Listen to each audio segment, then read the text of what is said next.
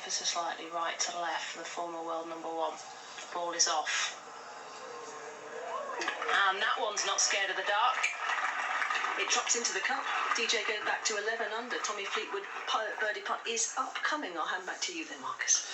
Thank you. Our eyes are trained back on the first tee, where the penultimate group are waiting to be announced. This is game number 41. It is the two Camerons, both at 12 under par, 4 behind the joint leaders, Victor Hovland and Rory McIlroy. Cameron's got his white trousers on, a reddish checked shirt and a white cap, and he's going to get announced right now. This is game number 41. On the tee from Australia, Cameron Smith. Cameron Smith with rounds of 67, 64, which was stunning, and 73 standing on the tee box. Final day, Paul Eales, the 150th Open. Do you fancy his chances starting the day at 12 under? I really do, Matty. He played beautifully yesterday, had absolutely no luck whatsoever on the putting green. But this part of his game, no problems. Long iron for him here, and leave himself around about 100 yards. That will be the plan. Away it goes. Beautifully balanced follow through, and Cray now an X. And as said, straight down the middle. Beautiful tee shot. Of course, he's playing alongside of Cameron Young. On the tee from the USA, Cameron Young. Young man from Scarborough, New York. He has offered rounds of 64, 69, and 71 leading to this point, starting the day at the exact same mark as Cameron Smith at 12 under and 4 shots back. Hey, Cameron was very, very impressive yesterday until he 4-putted the 16th for a double bogey. And again, no issues down here. That'll be down the middle of the fairway. A little shorter than Cameron Smith's, and we're off and running in the penultimate game. Brilliant stuff. Thanks to Paul Eales and to Matty Adams, who will follow the two Camerons. And then there were two, just Rory McIlroy and Victor Hovland, to go out in a little under 10 minutes from now. Before we focus on them, let's hear from the two Camerons. First of all, Smith, who was very frustrated, understandably, with his golf yesterday. I couldn't really get any momentum going. Couldn't make a putt out there today, which was quite the opposite to the first couple of days, and but still in it with a chance, you know. Only 4 back around here.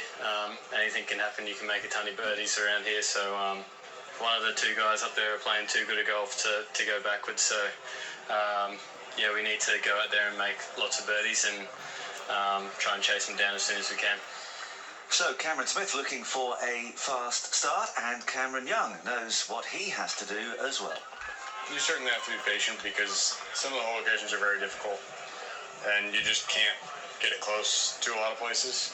That being said, I think I'll definitely play the first few holes as if it were any other day. And if it gets close later in the round, I won't be afraid to do something on the stupid side. So we'll see what happens. Now, I like the sound of that, Carl. That was pretty funny. To win a major championship, you cannot be afraid to lose one. Absolutely right. Abraham Answer has just completed an excellent final round of 65 to finish at 11 under par. Isn't that funny how it's always in the same group where you see two guys go nuts like that? Yesterday we had it with Victor Hovland and Rory McIlroy. It's just, it's fun to watch. Yeah, so a lot of very good scores. Kaikajana 7 under to finish at 11 under for the championship. The same with Abraham Answer in a tie for 5th place. Along at the moment with Dustin Johnson and Scotty Scheffler. And Siwoo Kim, who has just missed the birdie opportunity on the first. So he is even through 1. As we have a look at Scotty Scheffler on the second tee, Rupert. Yeah, tee shot. He looks like it's set that slightly down the left-hand side. He's watching it anxiously as it comes down. Oh, and he's going to go. Is he? Oh, he got the luckiest of breaks, because I'm thinking he's gone into the bunker that Matt Fitzpatrick went to, but no, a very favourable bounce, kicked a bit left and rolled out beyond it. A bit of good fortune for Scotty Scheffler. He has no idea how lucky he just got, because he can't see that ball. Well, I wonder if that's a little sign. Maybe it's destined to be Scotty Scheffler's day. We have two men on the putting green. Rory, all eyes, of course, have been trained on him all week. But Victor Hovland, mighty talented, and he too is just going about his business with 4 or 5 minutes to go. What was noticeable yesterday is how they were talking to each other. Today, I think there will be minimal chat, I would imagine. Yeah, I mean, it depends on the play. When you get around to that loop, it gets a little bottled up sometimes. So we'll see if they're chit-chatting or not. Let's get to Matty Adams for Cameron Young's second to the first. Second shot, yes, from Cameron Young. Paul Eels, what has he? 106 yards, dead centre of the fairway, just pushing it in there with a little gap wedge, beyond the flag as expected, and comes to a hole. So 35 feet or so. 35 feet, fair enough. And now Cameron Smith will be next. Only 6 paces from the front is where this flag is perched today. Thoughts and strategies coming in? Well, don't expect this one to be landing short of the flag. There's just hardly any green there. 93 yards to the flag. But his wedge play has been absolutely superb all week. He needs to get this one closer. Putter didn't work yesterday. Look for a bit of spin on the second bounce here. Away it goes. Past the flag, one bounce, two, and backs up to where the ball originally landed. Yeah, very well done. Cameron Smith has left himself a birdie putt for some 22 feet here at number one. Cameron Young is a birdie putt as well. His is going to be from outside of 30 feet. We'll have him for you coming up. Thank you, boys. We've mentioned there's 2 terrific rounds for Kaikajana and Abraham Answer, both 65 for both of them. Yeah, 65 for both to be at 11 under par. Tyrrell Hatton has made an electrifying start, Rupert. He has birdied 4 of the first 6. Well, I've got a note in front of me that says called Kiss of Death Rupert. Well, I started watching Tyrrell Hatton yesterday and nothing happened. I'm not watching him today in situ, and look what he's got undone. 4 birdies. He couldn't get the putter working yesterday in there from about 18 feet, sweet as they like, and he's now at 11 under. We call that the cooler in the States. Well, you go out to a player and you immediately cool him down. Oh, me and Sophie, we cooled every player we watched yesterday. Well, Rory McIlroy is trying to look cool. He has made his way to the first tee. The claret jug is there, tantalisingly close. Victor Hovland's just having a word with his birdie. Little fist pump between the 2 protagonists as well. A further reminder of what good friends they are and how fantastic they were in terms of sportsmanship during those explosive rounds yesterday. So, one more time, a reminder at the top of the leaderboard before it does all start to change. Victor and Rory going out at 16 under par. The 2 Camerons, of course, at 12 under. Kaikajama and Answer have finished at 11 under par in a tie for 5th place. Tyrrell Hatton is part of that, 4 under through 6. So he is on fire. Dustin Johnson also at 11 under par. Scotty Scheffler rather lucky with the bounce he received from his tee shot at the second, but he's very much in contention. And we're keeping a close eye on Siwoo Kim at 11 under. Jordan Spieth, who's 2 under through 3 today to be at 10 under par. Adam Scott, 1 under through 3 to be at 10 under. And Tommy Fleetwood, a lot of affection for Tommy, of course. He's 1 under through 2. He's also at 10 under. And then we've got several players at 9 under.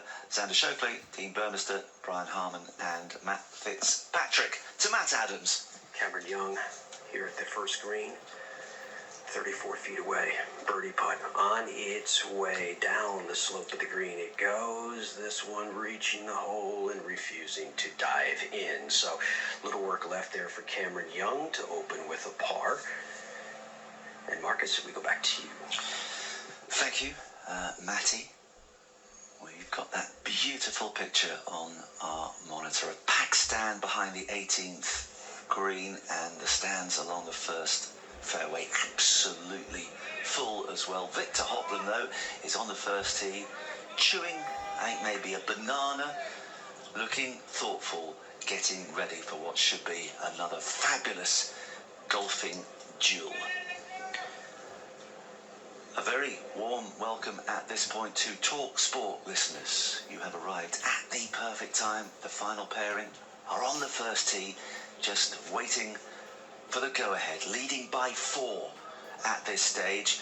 The 2 Camerons are just ahead of them. We'll go quickly back to the green. And Matt Adams? Thank you very much, Paul. What's he have? 22 feet, like you say, putting back toward the Swilkenburn, settles down over it now. Cameron Smith, this for an opening birdie. These were going in on round 2. They were staying inches away yesterday. It's on its way. Go on, go on, go on. Keep going, keep going, keep going. Oh, no. Marcus, no birdie here. Okay, so the two Camerons start with pars. They remain at 12 under par, 4 behind Victor Hovland and Rory McIlroy, who are going to be watched today for us by Matthew Southgate and Ron Jones. They're halfway down the fairway. It is time for the final announcement at that first tee. This is game number 42. On the tee from Northern Ireland, Rory McIlroy.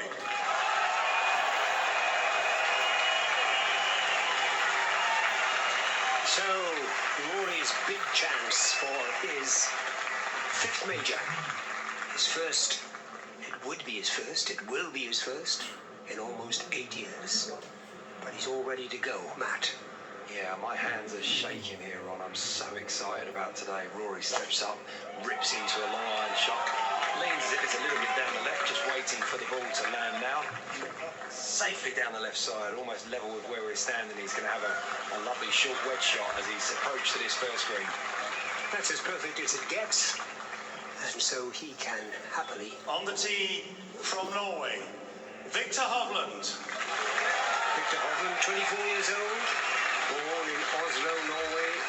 He's been a pro for only 3 years, but in that time, boy, has he made a mark. Oh, absolutely, and great things as well from Victor Hovland in Ryder Cups and bits and pieces. He's a big-time player, and he's a man that I don't think is going to budge today. He's going to put up a real fight to Rory McIlroy for this claret jug, and his first tee shot whistles away, and we're on the way to the final round of the 150th Open Championship at St Andrews. And his ball goes just to the left of McIlroy's, in fact, just to the right of McIlroy's, and I reckon there's only about 3 or 4 yards between them, so both are in perfect position for their second shots into the first, so Marcus, you can come back for those. Will do, Ron. Thank you very much indeed. Well, we think of Watson and Nicklaus. We think of Stenson and Nicholson, some of those great duels. Is this another that is starting to unfold? They certainly gave us a whole host of thrills and spills in round 3, but this, of course, is when it really matters. Final afternoon of the 150th Open at the home of golf. Now, we need to pop back to Matty and Paul for a little update on what happened to Cameron Young on the first green. Yeah, just popping in here, Marcus, because nothing can be taken for granted at this juncture, and that little work he had left for par, he has missed. So Cameron Young, with a bogey at the first, will drop to 11 under par. Thank you. And it's obviously not the start that Cameron Young wanted. He was the man who got off to such a flying start on Thursday, but he's playing catch-up already. Now, Hovland and McIlroy walking down the first fairway. Let's just remind ourselves of what they treated us to yesterday. Over a ridge just in front, tracking, it's in! Second consecutive birdie and a long putt from Victor Hovland sees him on 12 under. In she goes, up goes the volume. Rory McIlroy and Victor Hovland are putting on one hell of a show out here. Well, the noise from the crowd says it all. That's Rory McIlroy with another birdie at the par 4 9. Oh, it's an awesome shot from Rory. Will he do it? Oh! Rory McIlroy! Can you believe the scenes? People are jumping up and down. It's an unbelievable bunker shot. Rory fist bumps to the crowd. Oh, I cannot believe what we've just seen, Matty. What a shot! Rory McIlroy, Victor Hovland are tied through 3 rounds of the 150th Open at St Andrews on the mark of 16 under par. To shoot bogey free, you know, in these conditions in a major, it was pretty special. Victor and I definitely fed off one another all day. Victor got off to a great start. You're looking forward to another day with him out there. Well, it was a superb Saturday, and it promises to be a stunning Sunday, and Matthew Southgate has promised to be a little more enthusiastic when describing Rory McIlroy's shots, Rupert Bell and Carl Paulson. It was, and actually, I think that's incredible. The fellow pro who's managed to finish 6th in the Open before is just like a fan. Just goes absolutely bonkers because he knows just how good a shot that was because he would have tried to play it. So I'm not bigging up Matthew any more than he needs it after that because it's gone fairly viral. Well, let's get back to him and Ron for Rory's second at the first. Yeah, in perfect position. Matt, what's he got? 104 yards left for Rory. The second shot is on its way. Length looks pretty good. Little left of the flag. Beautiful shot. Lovely, lovely shot to open up. Great distance control from Rory. Very well measured. Lovely way to start. Beautiful control over the ball, and he will have a putt of what? About 16 to 18 feet, maybe. The pin, remember, cut just 6 on. But now we have Victor Hovland from about, no more than 3 or 4 yards further forward than Rory. Yes, absolutely right. 101 left for Victor Hovland. He's just settling over the ball now. And he's going to be trying to get this as close as he possibly can. Sends it on its way up into the beautifully clean Scottish St Andrews air. In it comes, lands perfectly flag high, spins back a little bit too. 2 great shots from these guys at the opening hole. Well, that's exactly the start we wanted. They're picking up where they left off yesterday. So Victor Hovland, just a slight advantage. Remember, they are both starting at 16 under par. Rory, so far, rounds of 66, 68 and 66. Victor Hovland, 68, 66, 66. Pretty impressive stuff. So they come up towards the green, and as I say, Victor Hovland just has the advantage, but both of them have very makeable birdies. Yeah, not a bad start from our 2 superstars, Rupert Bell. I love the look on Hovland's face. He looks as if he's enjoying it, basking. He knows that top was a pretty good shot, but he's going to love going toe-to-toe with McIlroy. Yeah, I think we're in for a treat. A little sly smile there after he knocked it inside of Rory. He's ready to rock and roll today. Okay, that has certainly further whetted our appetite. Let's get back to Sue and Sophie, who are following. Well, it's DJ. What's the latest regarding him, Sue? Well, yes, DJ's still 11 under, Tommy's still 10 under. 2 par 4s for both on the third, but different ways to get there, Sophie Walker. Fleetwood, bless you. Found the bunker on the right-hand side, had to chip out sideways and hit an exquisite pitch shot from 100 yards. He got up and down. Dustin Johnson boomed one off the tee, 80 yards in, pitched it in there, just outside Tommy Fleetwood's, but he missed his and he looked gutted because he knows he's got to make birdies. Marcus, back to you. Putts potentially coming up shortly on the 4th. Thank you, Sue. We must go straight back to the first for 2 very important putts. Ron. Yes, Rory McIlroy, remember, 16 under at the moment, but a birdie putt on the first after a lovely approach. What's he got exactly, Matt? Yes, like you say, Ron, he's somewhere between 15 and 18 feet. Not much break in this one. I've been sat in the studio with the camera on, watching a lot of people play this first. Shouldn't break much. At theopen.com is our email address, radio@theopen.com. And you can tweet us at The Open with the hashtag #TheOpenRadio. Carl Paulson and Rupert Bell are with me, Marcus Buckland, in the studio. Out with the 2 Camerons, we have Matt and Paul. Yes, thanks, Marcus. Cameron Young now, after nearly jamming his approach shot in the hole from 116, got this 12-footer or so for birdie. It's on the way, going back. Oh, and there's the story continuing after day 1 for Cameron Young. Putts that just will refuse to drop. But that's a par 4. He's 11 under for the championship. 1 over today after that 3-putt on the first. But, Matty, what a shot we saw from Cameron Smith from 138 yards. Absolutely brilliant. Took it right over the top of the flagstick. Hit and spun and released in the flat of the green just behind it. He's left himself here about 12 feet. This would be to get Cameron Smith to 13 under par and within 3 of the leaders behind us. Everywhere is packed. There's a grandstand along the side of the 16th hole. Green that's shared here with the second. There's a grandstand right behind us. The people are loaded along the rope line. All to see these finishing groups now. Cameron Smith for birdie. On its way and in. Cameron Smith to 13 under. As mentioned, he is 3 behind. Oh, interesting. Very interesting indeed. I know someone will be pleased about that. Aaron Walker, who has emailed us wrote, a beautiful start to my day, listening to a masterpiece of radio coverage of the Open while rolling greens at my club in northern Idaho. Go Rory, but would like to see a Cam Smith charge as well. We're starting to see one already, Rupert. Yeah, well, I think you particularly want to see a Cam Smith charge. I don't know your love of Cam Smith. There must be reasons. But I can tell you, we saw Scotty Scheffler get a bit of luck in the tee shot out on the second. Well, he's just that good fortune. He may be capitalising on it because now he has a birdie chance to put pressure. Siwoo Kim as well has got a birdie chance as well, and that just slips by on the left-hand side. But for Scheffler, this could be the start of something if he can get his putter going, because he's been having plenty of looks already. Yeah, Siwoo Kim is going to be frustrated because he's had good birdie chances at 1 and 2, Carl, and they both just slip by, and clearly in his position he can't allow that to happen. Yeah, we'll keep our eye on it, but both of those putts have missed the left, so I don't know if it's a little nervy early in this round or a little anxious trying to force that ball in the hole or not.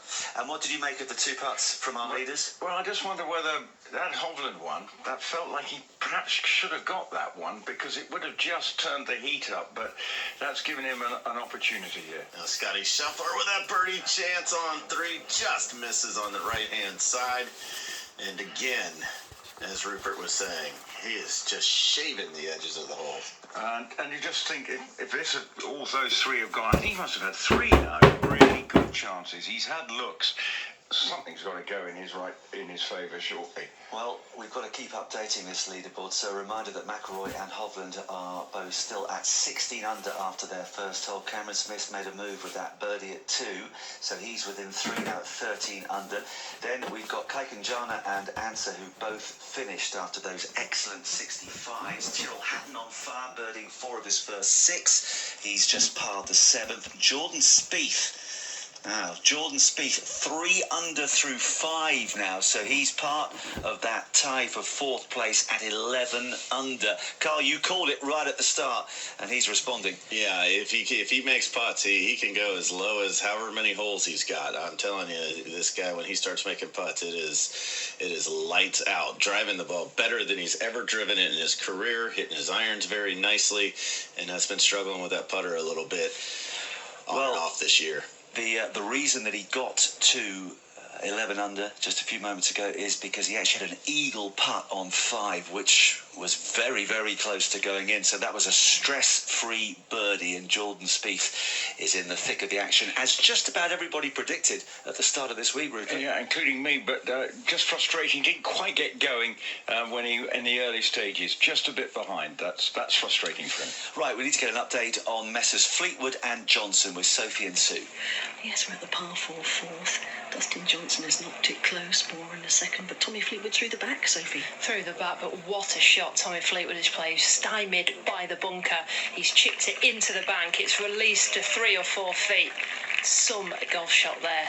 Great touches from both. From both, because Dustin Johnson was not in a great place with his drive, was he? And you said he'd hit a terrible second shot as well. No, his drive was fine. I had no idea what happened to his second. It's like he chunked it at the front edge, walked up to it, grabbed his lob wedge and nonchalantly just pitched it onto 3 feet. So we've got 2 par putts coming up here thanks to some exquisite short game action. Yeah, this is a hole, Marcus, that has caught out a few this week. It's tricky, so we'll bring you news of that shortly. Thank you. Hello to Bobby from Bad Ragaz in Switzerland. That sounds like an interesting place. You've probably partied there, Rupert. No, I've been to Switzerland a lot, but not to Bad Ragaz. It doesn't say. Well, Bobby Watts lives there and says, hi guys, awesome job you people do every year. Best commentary on the planet. He says, I seriously believe this final round is a 2-horse race, and my pick is Victor Hovland to win by 3 clear and lift the Claret Jug and become the first male Norwegian to do that. He says Victor would be very popular if he won. Let's get an update on his progress with Matthew and Ron. Well, 2 excellent tee shots on the second hole, 452 yards on the card, par 4. What's he got exactly, Matt? Well, he's left himself 121 yards. There's almost no wind. The pin is just at the base of a little slope, so he's going to want to fly this all the way back to the flag and get it stopping as quick as he can. Landed it in a great spot, checks up, 25 feet past the hole, solid shot from Victor Hovland. And Rory, a little further forward. Yes, Rory almost 30 yards past Victor Hovland here, just under 360 yards from the tee, leaves him 93 yards to the flag, and Rory finds his ball on a tiny little upslope, which is very encouraging because it will help him get this one to stop.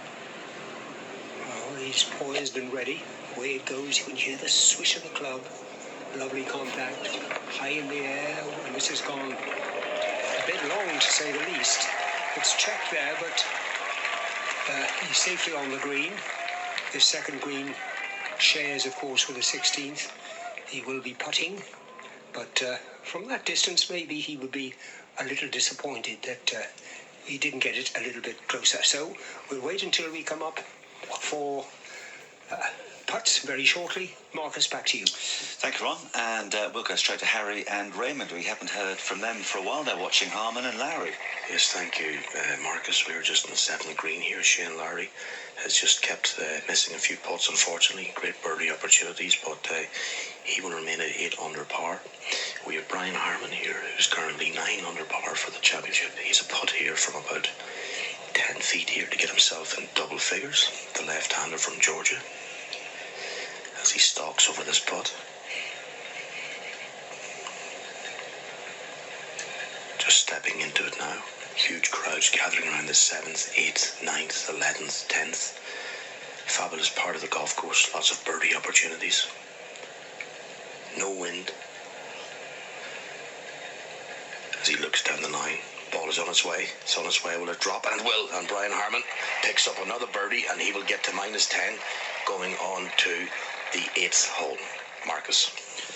Thanks very much indeed, Ramy. I tell you a player who's intrigued me this week, Carl, Patrick Cantlay. He's stopped, he's started, he's stopped, he's started, he's stopped, and he's just started again. That's a lot of starting and stopping. Not a great majors record for a guy that's as good as he is, and as many times as he's won on the PGA Tour. We expect to see more and more of Cantlay up at the top of the leaderboard like this, but that was a fantastic eagle putt at the 5th. Yeah, so he has gone back to 10 under par. That is a tie for 11th place. Okay, Rory is stalking the 2nd green. Back to Matthew and to Ron. Yeah, he's squatting down behind the hole at the moment for his putt. Remember, he sent it past the pin. Matt, as always, diligent as ever, goes up, has a look. What's he got? Yes, well, he's about a foot further away from Victor Hovland, and arguably Victor's putt is slightly more inviting than Rory's. It's dead flat for speed. It's almost dead straight for the first sort of 23, 24 feet, but in the last couple of feet, there's just a little slope by the hole that's going to want to chuck it to the left, so matching up speed and line here for Rory is going to be a very difficult job to get this one down for a birdie run. Well, again, all his work completed. Settles fairly quickly over the putt. And away it goes, across the green, stays down on it, but, tell you what, it's a good putt.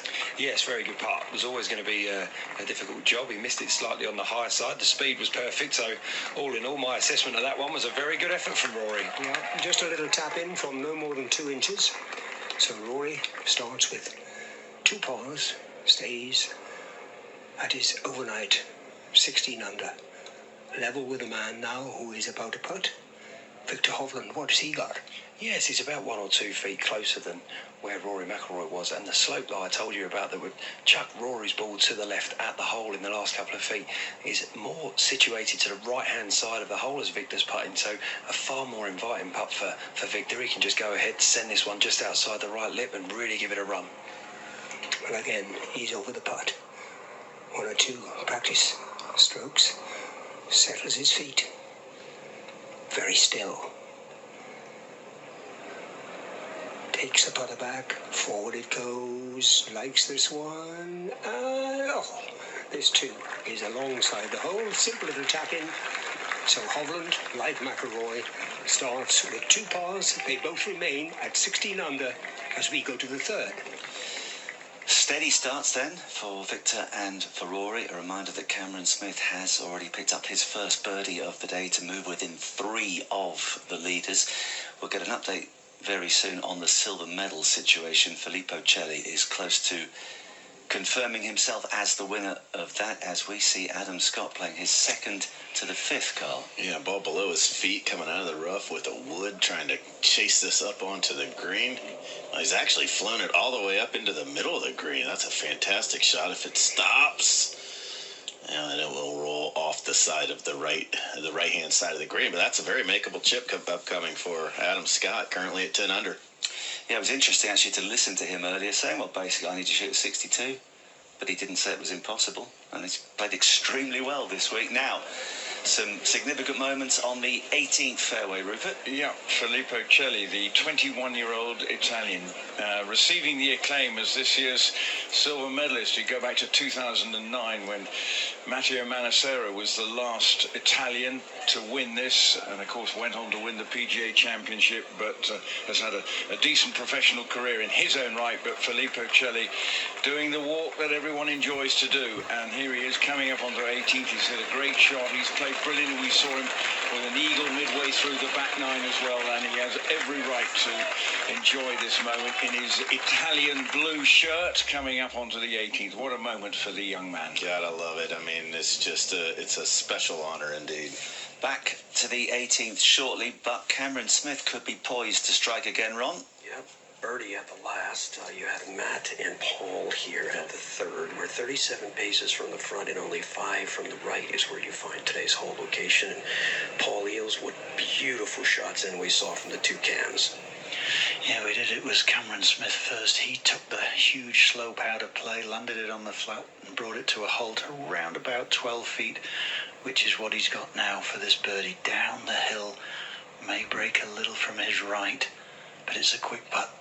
If there is a quick putt here, it's on the way. It's breaking, it's getting closer, and in. Oh, no, it just catches the edge and stays inches away. Yeah, that fooled us all. It barely caught the right edge and looked like it was going to drop in, tap in for Cameron Smith. Will secure him still on 13 under par. That puts him 3 shots off the pace right now, and we will have another birdie putt coming up from Cameron Young, who employed a very different and unique approach to this whole location. Yeah, it was a beautifully controlled low pitch shot from Cameron Young that pitched some 20 yards short of the flag, but it then caught the downslope and ran up and is no more than 8 feet away, absolutely hole high. Great vision, great imagination, and great touch to get it here. Paul, he went halfway between the ball and the hole, and it looked as though he was going to putt from there. What was he working on? Well, he's just trying to find the field, trying to find the line, see the bit of the hole where the ball is going to drop. It hasn't been doing so in the last 2 days. Can he get back to parity by holding this today? It's on its way, and it is. Goes to 12 under where he started the day, and they walk off to the 4th tee.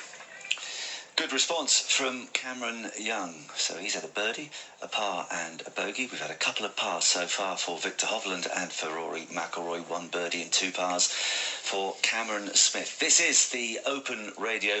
The time on this thrilling Sunday afternoon locally is 3:15. The moments, the memories, the chance to be there. Apply now for tickets for the 151st Open, Royal Liverpool 2023. Head over to theopen.com. Ticket ballot closes on Wednesday, 20th of July. Okay, Filippo Celli. His legs may be a little like jelly, but he's about to achieve something very significant, Rupert. Well, I think his parents are looking on, and they are ecstatic, proudly watching on from the back of the 18th. And, well, they might be just basking in the glow of what their son is about to achieve, because he has played some brilliant golf over the 4 days. And there were so many good amateurs. I think 4 made it through to the weekend. They couldn't maintain their challenge, but he has. And can now just complete the deal. He's just going through his final putting regime. He's got about about 30 feet for eagle, having driven the 18th. Fantastic chance. He's at 4 under par. It's on its way. Now is he going to end with another eagle? Oh, my word. What a spectacular ending that nearly was, just going past the right-hand side. But he's going to finish with a birdie. stands a remarkable 5 under total. That is absolutely fantastic. He's just looking up to the skies. He can't believe that putt missed. But the 21-year-old Italian, now just one last shot into the hole. He is our 2022 silver medal winner, Filippo Celli, the 21-year-old from Italy. Terrific effort from Filippo Celli, 5 under par. And just to clarify, the 3 other amateurs, Barclay Brown finished at +2, Sam Bairstow at +4, and Aaron Jarvis at +1. Now, Ramy Hatton's on fire. Yes, he is. He's on the 10th hole here, sorry, 9th hole here, and he's driven the green here, Marcus, and he has probably got about a 35, 40 footer for eagle here as he struts around this 9th green. And they're just deciding who's going to putt first here. So Trey Mullinax, I should say. He's putting first on a very, very similar line. He's 9 under par for the championship. He'll have this putt to go to 11 under par. The pin in the 9th is cut on the back left-hand side, just no more maybe than 5 or 10 paces away from all the wind bushes here. Very tight flags, very little wind. Wind is down, breeze a little bit, small bit off the right-hand side. So this is very, very accessible today. As Trey Mullinax gets into it,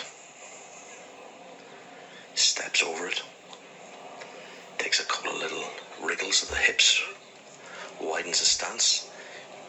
Tyrrell Hatton really looking at this one. Ball is on its way, making it downhill. Down towards the flag. Is it going to get there? Is it going to get there? Very close, and a wonderful putt. A wonderful putt there for Trey Mullinax. And he will tap that in to go to 10 under par for the championship. Tyrrell Hatton has just put his ball on the floor. His poor caddy, Mick, is limping. There's something seriously wrong with his left leg. Over to you, Marcus. Well, we're going to go back and catch up on the 2 leaders while you wait for that Tyrrell Hatton putt. Ron and Matt. Victor Hovland with his second shot. Matt, what has he got here? Yeah, it's 86 yards. He's played an absolute stunning shot. Landed it in the downslope, which shot it forwards. Just enough spin to hold it up. And he's hit a lovely shot in here to no more than 7 or 8 feet. And it's a lovely, inviting putt. He'll be left with uphill, right to left, the ones that we all like. Let's quickly go to Raymond. Thank you, Ron. Tyrrell Hatton's ball is on its way down towards the hole. Is it going to get there? Looks good. Ooh, and just shaves the hole. So he'll have a little 3 or 4 footer here to tidy up, but a wonderful putt. And over to you, Ron. Thanks, Ray. Yeah, Matt just describing Victor Hovland's second shot into the par 4 third. It really was a beauty. Interestingly, he came all the way up onto the green just to check where the pin position was. So, we welcome listeners to Sirius Radio in the United States. Hope you're enjoying the coverage of this 150th Open at St Andrews, and we're watching Rory McIlroy. Yes, his approach is on the way from 69 yards. All the slope on this green is going to help Rory. It's getting better and better. Down it comes, down the shelf. The volume goes up with the crowd. Lovely shot from Rory. And these 2 leaders that are both still tied at 16 under par, having parred both of the first and the second, will have short birdie putts coming up when we go back to Marcus. Yeah, they are starting to liven up of that, there's absolutely no doubt. So just final clarification again with regards to the silver medal. Congratulations to Filippo Celli, who actually bogeyed 2 and 3 today, but got himself back on track. 1 under today, 5 under to claim the silver medal. Aaron Jarvis +1, Barclay Brown +2, having shot a +375 today. And Sam Bairstow had a terrific round, 3 under today to finish at +4. Tyrrell Hatton's just missed that putt. It means you're watching him again now. Well, no, what happened is people have now gone to join them. You know, Bramey's now gone out there to watch him. But the frustrating one, though, is Scotty Scheffler. This couldn't so nearly have been the fastest of starts from the world #1, because Carl and I have just been feeling for him, because he's got looks at every hole, but the putts are just not dropping for him. Yeah, he's going to have to stay patient because he's hit some good putts. They're just skirting the edges, and he hits more greens than anybody else on the PGA Tour. He gives himself a lot of opportunities. Okay, back to Ron and Matthew for more on Victor Hovland. Victor Hovland first with his birdie opportunity on 3. Fantastic shot in.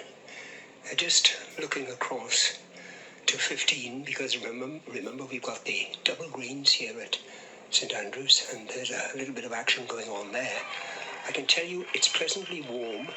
There is no wind whatsoever, and the galleries are just fantastic as we look. It's a birdie for Tommy. So maybe something brewing. That's his second birdie of the round. It takes him to 11 under. And if you stay with us, we can also bring you the Dustin Johnson birdie putt as well. He made a slightly different journey through to the back of the green. He boomed that 7-wood, didn't he? Right to the very back. Putted onto the green from the fringe, and he's got a little tiddler, hasn't he? Yes, everybody, Dustin Johnson carries a 7-wood, sometimes a 9-wood as well. But he has looked very good today. He's played his golf quick. He's been analytic on his putts as he just looks to tap this one in for his birdie 4. DJ then with the little short birdie, and he moves to 12 under par. So the movers and shakers are starting to jostle for position, Marcus. Thank you very much indeed, Sue. This is the Open Championship Radio. We are broadcasting on the Open website and app SiriusXM in North America, TalkSport 2 in the United Kingdom, 87.9 FM in the local area. It's the final round of the 150th Open Championship. You're listening to the 150th Open on the Open Radio, live from St Andrews. And in it goes! A punch of the air! Unbelievable! And in it goes! The Open Leaderboard.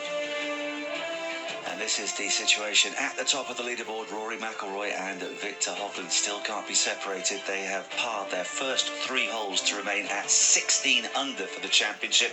An early move from the Australian Cameron Smith, who birdied the second, so he has gone to within 3 at 13 under par. Dustin Johnson, Cameron Young both find themselves tied for 4th at 12 under. A terrific round today for both Sadam Kaikanjana and Abraham Ansett there at 11 under par. And Xander Schauffele is moving through the field as well. 6 under through 15 to be at 11 under. Watch out for Jordan Spieth as well. He's 3 under through 6 to be at 11 under. And that's the same score as Adam Scott, Tommy Fleetwood, Scotty Scheffler and Si Woo Kim. And then at 10 under par, Lucas Herbert, Dean Burmester, Francesco Molinari and Tyrrell Hatton, plus Brian Harman, Kevin Kisner, Patrick Cantlay and Matt Fitzpatrick.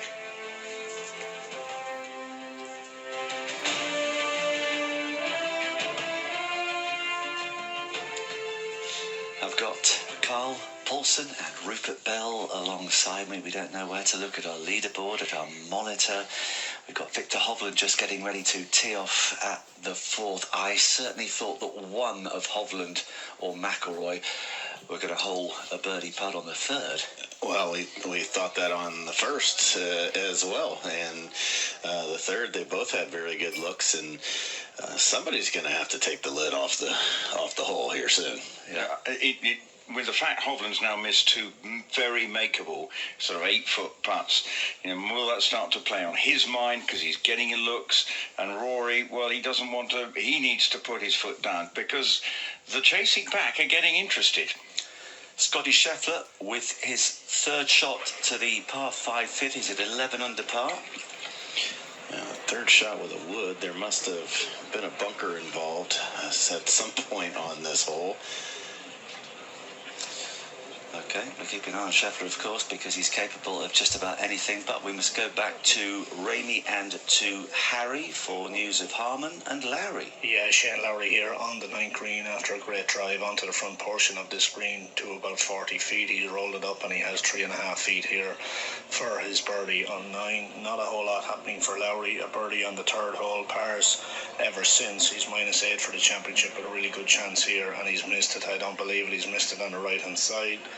A shrug of the shoulders and of the putter. Lowry not in top form, giving himself opportunities but hasn't really been able to convert. Brian Harman, equally great drive onto the green to 35 feet. He too putted for a birdie, and that moves him to -11 for the championship. Ramey, did you enjoy that ice cream? I did indeed. Over to you, Marcus. Thank you very much indeed. Jordan Spieth has just hit a fantastic shot into the 7th, Rupert. Oh, just an amazing shot. He's now, regulation sort of chip, probably, 90 yards, something like that, but he's just stiffed it to 2 feet, and as Carl has been saying, he is just starting to look more than a little interested, and that sort of prospect of someone shooting a 63 on 62, the man who could do it is Jordan Spieth, because he knows what to do. It kind of feels like that's what's going to happen. He's setting up the story very nicely. Right, back to Matty Adams and Paul Eales, because I think Cameron Young is hoping to do something in the next minute or so. Yes, thank you, Marcus. You find us out here at the par 4 fourth. This long hole, 496 yards, but Cameron Young unleashed a massive drive. Left himself only 155 yards to a pin that was tucked 40 paces from the front and 23 from the right. He hit a great shot in here, Paul. Yes, he did, Muddy. Just a shame that it's just finished a little short, maybe around about the 12 feet mark, but downhill with some left to right in this. The American over it now, on its way. In it goes! In it goes! Cameron Young, back-to-back birdies, takes him to 13 under. 13 under par has him within 3 strokes of the lead. Still some work left here for Cameron Smith to clean up his par. We will report back to you accordingly. Thank you, Matty. Yeah, so it's a terrific bounce back from Cameron Young after that bogey, that unexpected bogey on the first. 2 birdies for him. I know that Carl's got to go in a moment. Carl Paulson, who's been a fantastic part of our team over these past few days. What are your abiding memories going to be, Carl? Well, Tiger on Friday obviously is going to be very memorable, but I'm hoping that at the end of this day, we're talking about the golf that these 2 guys that are in the lead have played by then, and it's going to be a fantastic showdown. It's always a pleasure being over here with you guys. We had an absolute blast, and as always, I appreciate you letting me be a part of it. No, you are a big part of it. Thank you very much indeed. Look forward to seeing you next year, if not before. That's right. When the show reconvenes, of course, at Royal Liverpool. Rupert, you'll be there for that, I'm sure of that. Well, just watching Brian Harmon with an eagle putt, and it's a very good effort out on 14, I think it was, yes, and then he's just left himself a little 6-inch putt for a birdie, so Brian Harmon will get to 11 under, just threatening to make a bit of a charge, but it's great to see 1 or 2 players sort of flexing their muscles early on and just making sure that McIlroy and Hovland don't let it slip, or they actually start to find the back of the hole with a birdie. Okay, we'll go back to Ron and to Matt. Yes, on the 4th, par 4, 480 yards on the card, and over that huge hump that guards the middle of the fairway is Rory McIlroy. Ball comes high in the air down to just to the right of the pin, and that's a pretty good shot. Yeah, it's pretty sensible there from Rory McIlroy. This pin today is guarded by a really, really dangerous bunker short, and then just past the flag, only some 5 paces, there's a big swale. Just keeping my voice down for a second as Will Zalatoris hits his chip shot up on the 14th. Victor Hovland now, he's just over the 160-yard mark. They were equidistant off the tee, side by side, these leaders on the 4th fairway. Just waiting for Victor to get his shot off and underway. Here he is. I've just seen his club 12. It looks like he's coming out short and to the right. Very poor iron shot by the looks of it. Woefully short out to the right. Very unlike Victor Hovland, and he's going to be left with a very, very testing 60-foot putt for his first, which will be a birdie putt, but very difficult from there, Mr. Hovland. Yeah, Rory then is what amount? About 20 feet, I suppose, 18, 20 feet. He's got an awkward little bank to come down. It's a really tricky pin position, but Hovland would certainly be disappointed with that approach shot. He's got a 60-footer, so we'll wait for them to come up and onto the green, and then we will have putts for you, Marcus. Thanks, Ron. Oh, it's all happening here. Rupert's been watching something, and we'll bring it in just a moment because it's of potential significance as we watch Cameron Young now just getting ready to tee off on the 5th, having responded so well to that early bogey of his, a couple of birdies since then. So if you are just joining us on the Open Radio, Rory McIlroy and Victor Hovland still at 16 under par. having parred their first 3 holes. An early birdie for Cameron Smith, 2 birdies and that bogey for Cameron Young, so once again they can't be separated.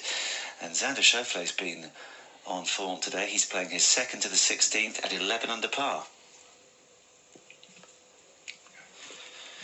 And that has come up about 15 feet short of the pin. The hottest man on the tour going into the Open, and he's playing well again. Now, I mentioned that Rupert was getting a little bit excited, and that was because of this just a few moments ago. Jordan Spieth for birdie had a terrific start. He's 11 under. He's out on the 7th. It's no more than 3 feet after a fabulous approach shot, and he has got yet another birdie. Jordan Spieth is on fire. 4 birdies through first 7 holes, and now he's just 4 behind the leaders. Yes, indeed he is. He's 4 under through 7. He's at 12 under par. He is making a charge. Yes, and just going about his business in that calm, unflappable manner that he can bring to the party, and it's great to see. And the leaders will know that Jordan Spieth is coming out of the pack. Par putt for Scheffler at the 5th. This to stay at 11 under, and he's missed it. He's missed it on the par 5, a drop shot. So Scheffler goes back to -10 as we go back to Matt and Ron. Yes, we're on the 4th, remember. 480 yards on the card, par 4. And Victor Hovland, after a par start, still at 16 under, as he was overnight. One of 2 overnight leaders, along with Rory McIlroy, who watches on now as Victor Hovland has this long putt, theoretically a birdie putt. Yes, I can tell you that he would bite your hand off for a 2-putt though, Ron. It's a really difficult, typical, traditional sort of St Andrews putt up out of a swale. Then it's going to chuck it left to right, hit a small plateau for about 10 feet that's flat. Then it starts making its way down the hill. He sends it on its way, quite a lot of pace to it, and now it dies as it gets to the top of the slope. I fear it won't reach. It's trying to wiggle. It was such a tough putt, and it comes up short. He's going to be left with at least 10 feet for a par here at the 4th. A few cheers go up for Rory just to encourage him along. Now, Rory hit a very smart iron shot in here. He's gone on for the last couple of years about having the more course management skills and honing those skills, and he's put those to good use here, Ron, because he's hit a very, very mature, grown-up iron shot, and this is what he's going to need to do all day. Anyway, left with about a 20 to 25 foot putt that is a downhill sliding left to right putt, but he'll be full of encouragement after Victor Hovland left his so far short. I think both of them will have been disappointed with their putts on the previous hole on the 3rd, but now Rory with another outside chance. It's a difficult putt. It'll go uphill first of all, and then down this sharp slope towards the hole. Oh, my goodness me. Missed it by no more than, maybe an inch. It really was a good putt from where he was. It was like most of the putts at St Andrews. The undulations are so difficult to read, but another tap in for Rory, so he hasn't lost any ground. Neither, of course, has Victor Hovland at the moment, but he's now got a very, very tricky putt for his par. Yes, absolutely. And you said about the putts being missed on the previous hole, and Victor's birdie putt there was far easier than his par putt here. He's just going through his aim point routine, trying to work out how far left to right this one is going to break. Working out which side it's going to break from is pretty easy, but matching up the speed and the line is a whole different task on its own. He's just holding up a couple of fingers there, which indicates that it will swing quite a lot using the aim point express. That was 2 or 3 fingers worth of break, which is definitely giving up the hole for sure. Just lining up the ball now, Ron. Let's see if he can get out of here with a 4. While he's taking his time over it, it's very, very still. Not a breath of wind. Grey skies overhead, but quite warm, quite close. Hovland over the putt, downhill. Has to get the pace right. And, he's missed it. Yeah, he's missed it, and it's gone past by, maybe 2.5 feet. So it's not finished yet. But we knew it was going to be a tricky putt, and indeed it was. So Victor Hovland will drop a shot here, which will leave Rory McIlroy as the outright leader on his own on 16 under. Hovland to drop just the one shot. No, by no means a gimme this. Round about 2.5 feet. But important, of course, in the context of what is happening. Forward and in. So, Victor Hovland, a bogey 5 on the 4th. So he goes back to 15 under par. Rory McIlroy, with his par, stays at 16 under, and he now is the outright leader. Yeah, so 4 pars, enough for Rory to have the outright lead for the moment, at least, as we go back to Sue and Sophie for more news on Dustin Johnson and Tommy Fleetwood. Yes, it's Tommy Fleetwood, 11 under par. He's picked up a couple of shots today, and the same is true of DJ, 12 under par. They're just about to head down the 7th. There've certainly been opportunities out there for them both today that haven't quite been snaffled, especially for Dustin Johnson, whose short game is its usual dazzling self. Oh, he's playing quite beautifully tee to green. The 2 significant birdie opportunities that I felt he missed, and he can't afford to do that. Tommy seems to be scrambling his way round at the moment, but DJ is certainly lurking and one to be wary of. It's rather muggy out here at the moment though, guys. Not a breath of wind as we enter the loop. It's getting warm. A couple of things. We've completely overdressed, Sophie and I, which is hilarious. And the second thing is the queue to get into this grandstand here by the side of the 10th green, looking all the way over at the 7th, 8th, 9th and 10th, is magnificently long, isn't it?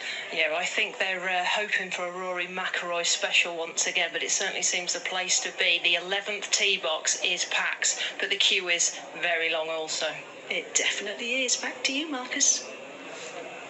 Thank you, Sue. We're just watching Rory McIlroy teeing it off at the par 5 5th, the hole that saw Scotty Scheffler drop a shot just a few moments ago. Rupert, that one seems to be okay. Down the right-hand side in the first cut of the rough, he's hit it a monster shot as well, but it's looking in good shape. Now, Adam Scott, birdie chance on 7. This would take him to 12 under par, and that's exactly where he's gone. He's just...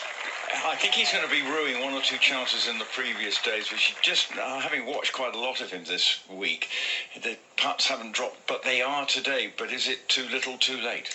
Now, how is Victor Hovland going to respond to that drop shot at the 4th? Here comes his tee shot. It's the 601-yard par 5 5th. That looks good. Spectators like it. It's bouncing along. Oh, no. It's just bounced into a spot of bother, and that's going to be an awkward line, an awkward stance as well. Yes, it just, where it is, it's almost in a little dip between 2 hollows, and it may be in a rather nasty position. So, not ideal for Victor Hovland. On the other hand, Rory will be coming out of the rough, but his lie, in sharp contrast, looks all right. But Victor Hovland, he missed those 2 birdie putts. Now he's had a drop shot. You know, he might be starting to feel the heat. And there was one telling moment on there when Rory knew what was happening. You could see that he's feeling the pressure, because there was a big exhale as if to say, this is intense. Well, it certainly is. Let's go back to Matt and to Ilse for an update on their pair. Hello, Matt. Hello, Ilse. As it is where we find Cameron Smith and where we find Cameron Young, and both are about equidistance from the hole. I would give it some 80 feet or so. Both have reached this par 5 and 2. Massive greens, such as it is here. You'll see a shared green with 13. So Cameron Smith, they have determined, is first to go. And again, Paul, this one looks like about 80 feet away. It needs to be a study and proper pacing. Yes, more chances of 3-putting than he certainly has of holing from this, but you never know. This could set him alight. This is for an eagle. Keep going, keep going, keep going, keep going. Go on, and again, and again. That's going to come up 7 feet short. But he'll have that for a birdie here, Cameron Smith. Cameron Smith currently stands on the mark of 13 under, so he's 3 shots off the pace. He's playing alongside of young Cameron Young. He is a similar distance, just inside of 80 feet for his eagle effort out here. And Paul, this is the first time. I mean, I've covered him when we've done the coverage, which is means you're in a tower or you're covering off a monitor somewhere on PGA Tour Live, etc. But seeing Cameron Young in person, it is really impressive how he drives a golf ball. Yeah, he hits it a long, long way, and he's not a big guy either compared to, say, a Dustin Johnson or a Bryson DeChambeau, but hits it a million miles. He really does. I mean, when I walked up there and looked, he was 161 yards away from the front of this par 5 green after his tee shot. This is a 6. It's over it now. Plum-coloured sweater, grey slacks. On its way. And in it goes, catches the right edge and drops. Cameron Young and Cameron Smith are both now 14 under par. They are 2 shots back to Ron. Yeah, on the 5th, the par 5 5th, Hovland with a very difficult second shot. Yes, if you walked up there, Ron, and tried to find the worst lie you possibly could, you'd be exactly where Victor Hovland is.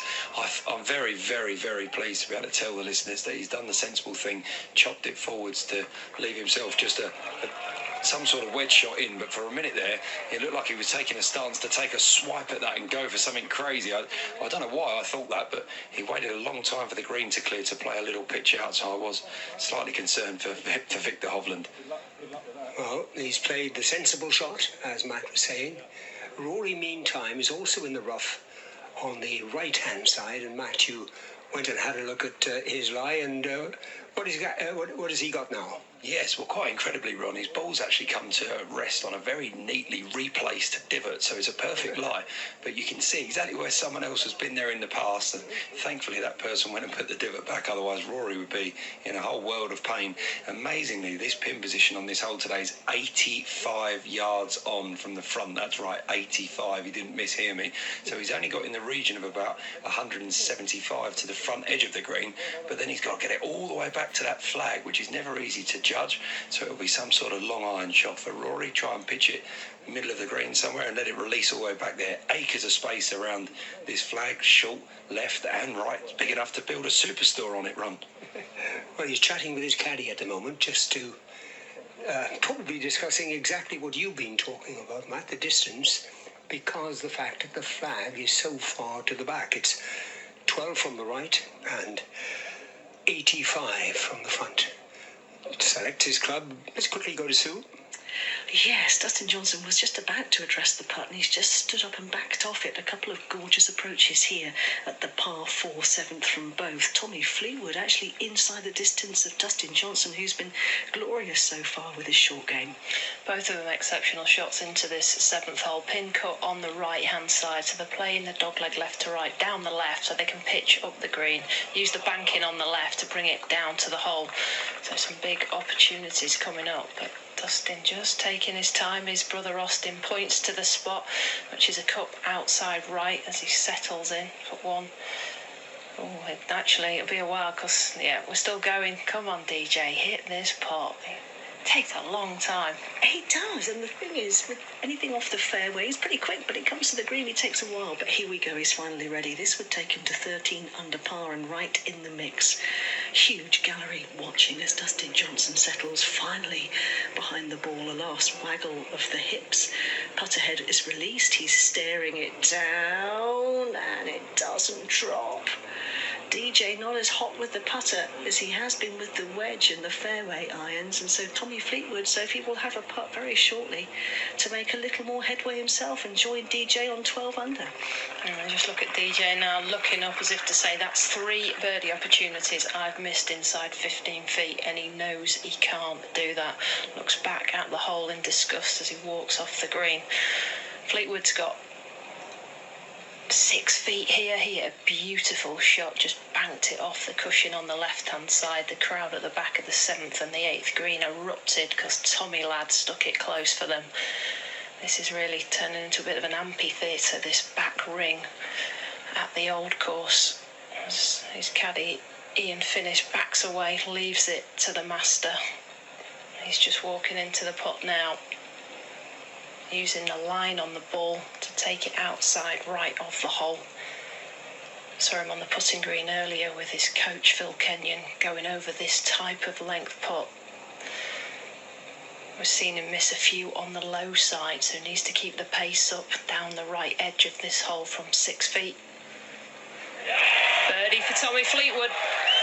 The charge is coming from behind, the charge of the Light Brigade, chasing down Rory McIlroy at the top of the scoreboard. They can see the scoreboard just behind the 10th green, and they will know that Tommy Fleetwood and Dustin Johnson are in the mix on 12 under par. Thank you, Sue. Thank you, Sophie. Jordan Speed fans will be disappointed to hear that their man has just 3-putted on the 8th. So he has dropped back to 11 under par, having produced 4 birdies in his first 7 holes. You are listening to the Open Championship.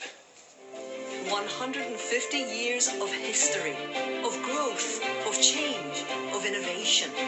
The stars of yesteryear inspiring a new generation to shine.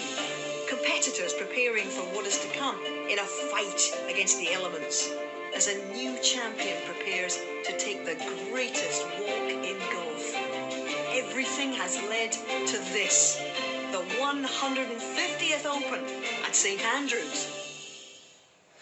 Right, big moment for Rory and for Ron on the 5th. Coming out of the right-hand rough, but with a very good lie indeed. Remember, the pin here is cut right at the back. Sends it on its way. High in the air it goes. Onto the green, bounces down towards the pin. It's a brilliant shot from Rory McIlroy, getting closer and closer and closer. It's about 25 feet. It's a wonderful shot, and that will give Rory an eagle opportunity on the 5th. Yeah, that could be a hugely significant moment. Of course, he's been very steady so far. Victor Hovland has dropped a shot, but the Camerons aren't going away. We just heard from Sue that Tommy Fleetwood is still threatening. Adam Scott, Dustin Johnson remaining in the frame as well. This final round is living up to expectations. Ramy, where are you? Yep. Hello, Ramy. Hello, Ramy. Hello, Marcus. How are you? Well, I was worried that you weren't going to talk to me. No, oh, sorry, Marcus. We're just to let you know, there's a little bit of breeze here, cool breeze here coming down 12. Just to let you know, on 13, the guys in front of us here, Hatton, etc., had to take penalty drops. So, just a little bit of knowledge for you. And that's over it. to you, Marcus. Oh, thank you, Ramy. That was an excellent contribution. We'll go straight back to Ron. Yes, we're on the par 5 5th.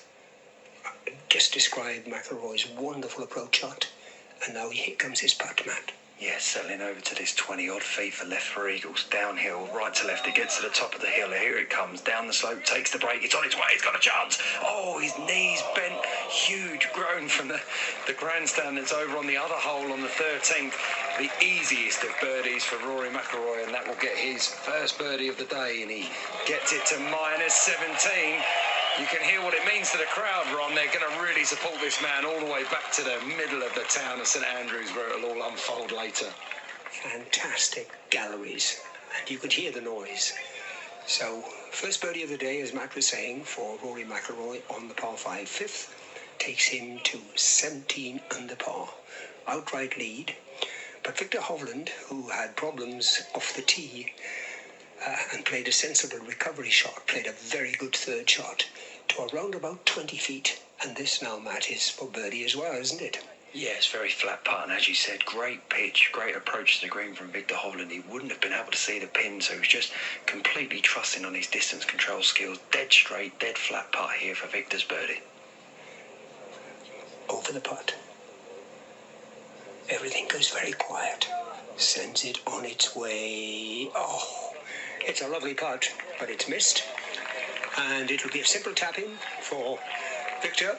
So it's a par 5 for Victor Hovland. He stays at 15 under. Remember, he dropped a shot on the 4th.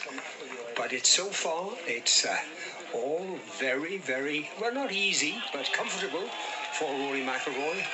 4 pars and now a birdie. So he is at 17 under as we go to the 6th. And you can hear the cheers for Rory. Wherever he goes today, he is guaranteed to have those. So it is McIlroy leading the way by 2 at the moment. 17 under par through 5 holes. Victor Hovland at 15 under.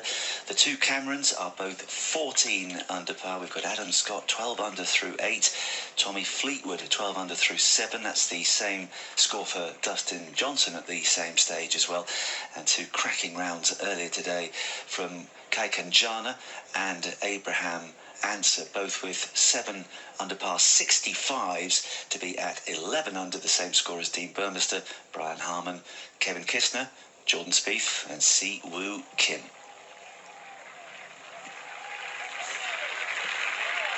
Thanks for all your emails, which continue to flood in, and I can only apologise for not really reading any of them out at the moment, but as you can understand, so much is happening out on the course.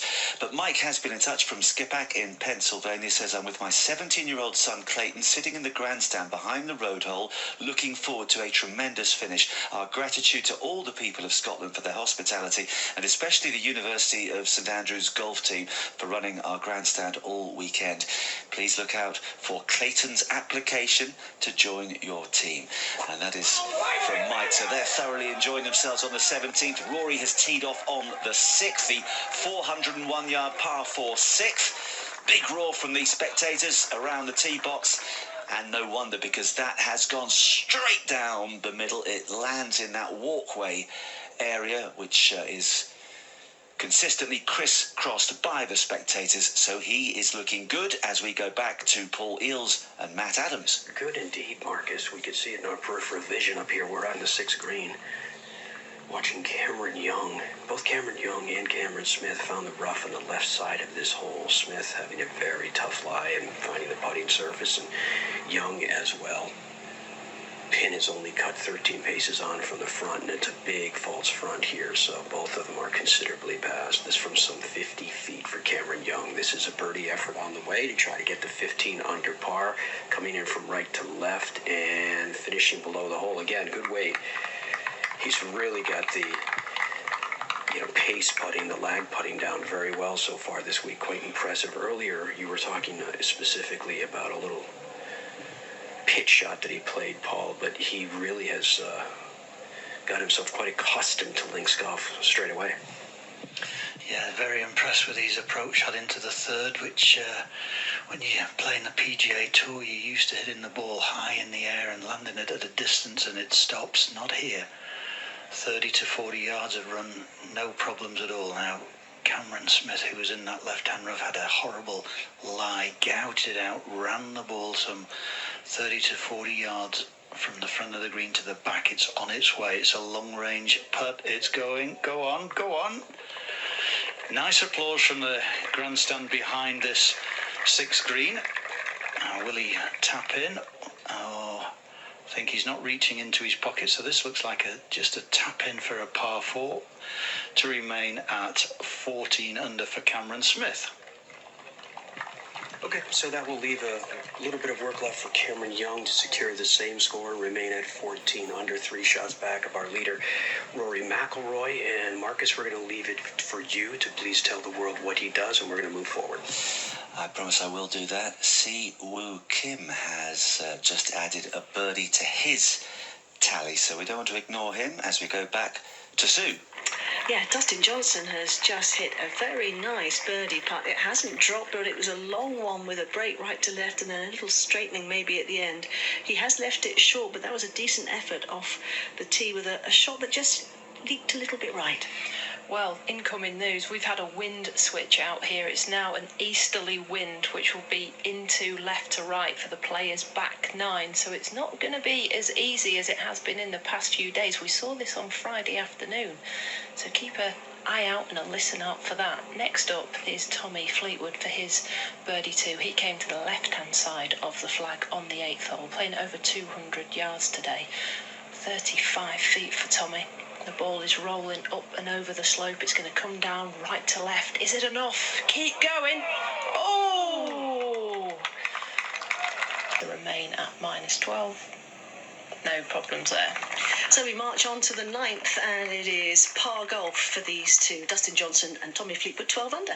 Oh, you're marching on. You're going to be marched out of the course if you carry on stripping off like that, Sue. But it is a warm afternoon. It's lovely and cool in the studio. I'm Marcus Buckland, and we hope that you're enjoying our coverage of this thrilling final round of the 150th Open.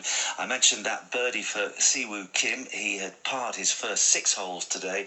Birdie at the 7th to go to 12 under par, and at the moment that puts him in a tie for 5th place. Cameron Young parred the 6th. Let's get a bit more information from Matt and Paul. Not ready. Not Matt and Paul. It's we're going to go to Ron and Matthew instead. On the 6th, par 4-6. Thank you, Marcus. Been a long week, you know.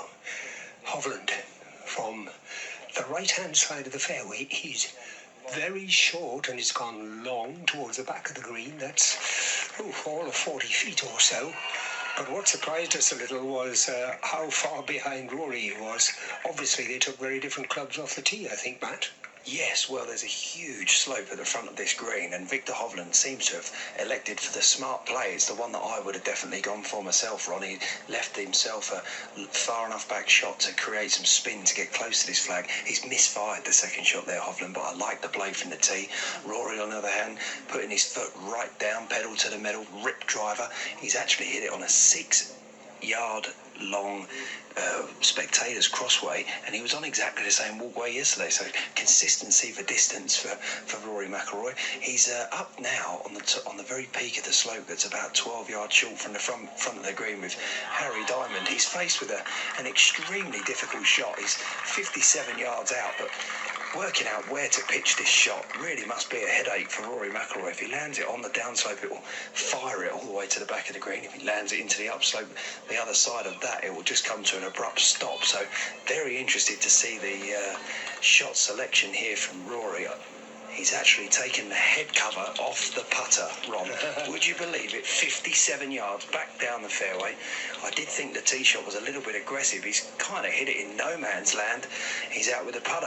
This could be a real one for the highlight reel. I can't wait to see what he can do from here. This is really links golf now. I tell you what, you'd have seen some 70-year-olds who play the old course here do exactly what Rory is doing now. Didn't quite expect it from Rory, but he sends it on its way. There's that huge hill.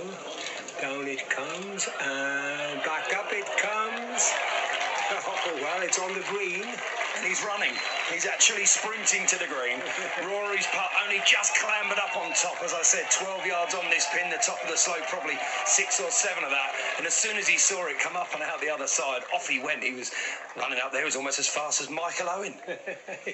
He just wanted to make sure he could mark the ball before it rolled back down the slope. And as Matt was saying, the pin is cut 13 on, 9 from the right.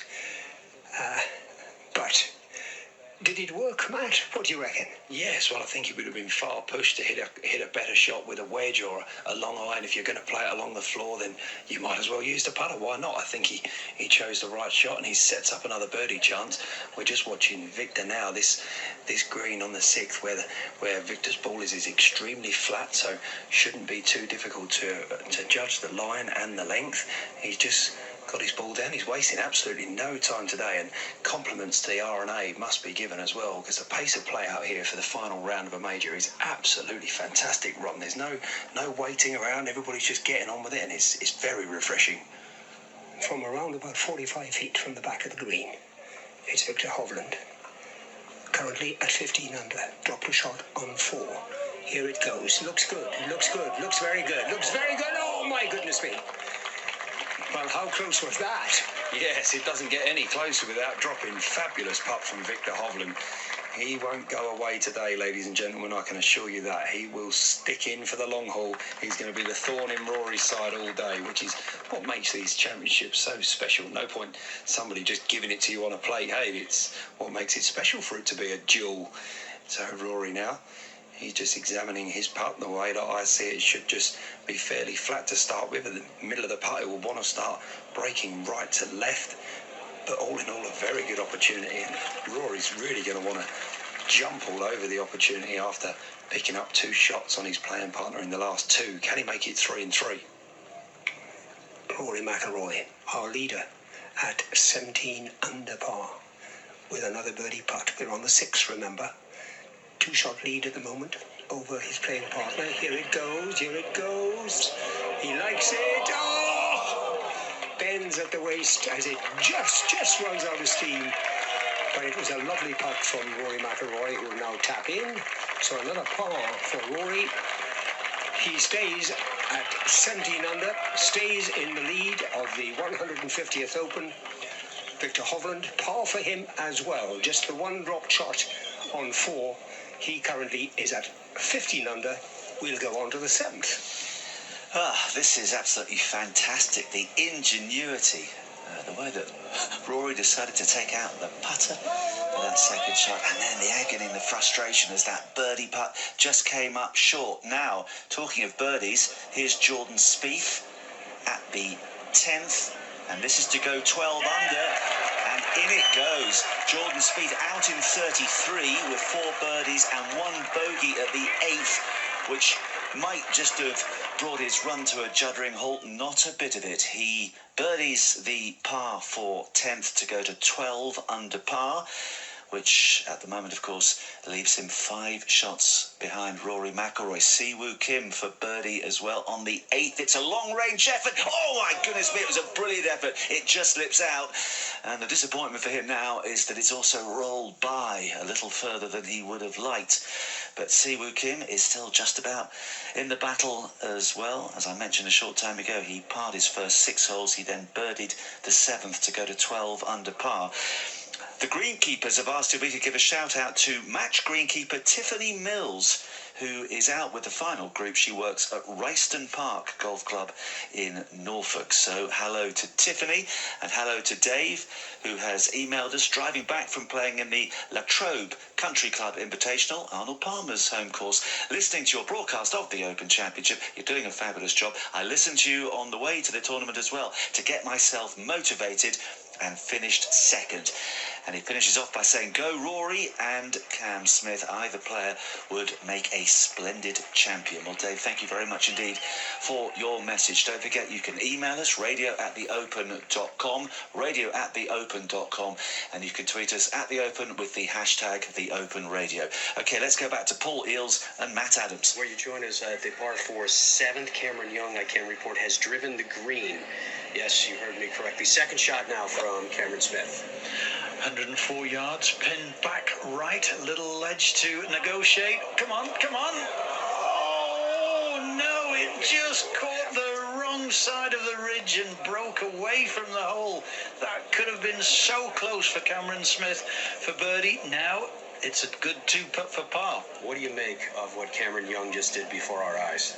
Well, I mean, 371 yards it measures on the card, and he threaded his driver through the huge shell bunker, another little bunker that lay beyond that, and rolled up onto the green. So he's just pacing now.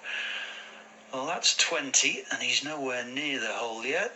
So he's around, well, he's 100 feet plus away from this hole here. The first part of the putt, Matt, is going to be relatively flat, and then that ridge that Cameron Smith unfortunately got on the wrong side of sweeps the ball down to the pin that's cut on the right-hand side. So we will let you know when he is ready to go, Marcus. It will be an eagle attempt out here at number 7 that could carry Cameron Smith to 16 under par. Wow, what an opportunity for him, but it's an opportunity missed as far as Siwoo Kim is concerned. He almost got that birdie with a long-range effort on the 8th, but I mentioned it went a little further past the hole than he would have liked, and he missed the one coming back. So after 6 pars, then a birdie, now a bogey for Siwoo Kim, and he's back where he started at 11 under par. As we go back to Sue and Sophie. Yes, we're just standing actually down the side of the 10th fairway, peering across at the 9th green, and the reason we're over here is because we have to go and inspect a couple of balls in the fairway bunker down the 9th, which is what DJ and Tommy Fleetwood were playing, and that switch in the wind and a fractional strengthening of it caught them both out, didn't it? Absolutely. Half an hour ago, they'd have carried the bunker, which is 300 yards down this ninth fairway. Both of them have found it. It's only 5 yards wide. And then they've gone onto the green. So we've got par putts to come, not birdie tries. Matt and Ilse. Thank you very much. The end of the putt from 105 feet away from Cameron Young.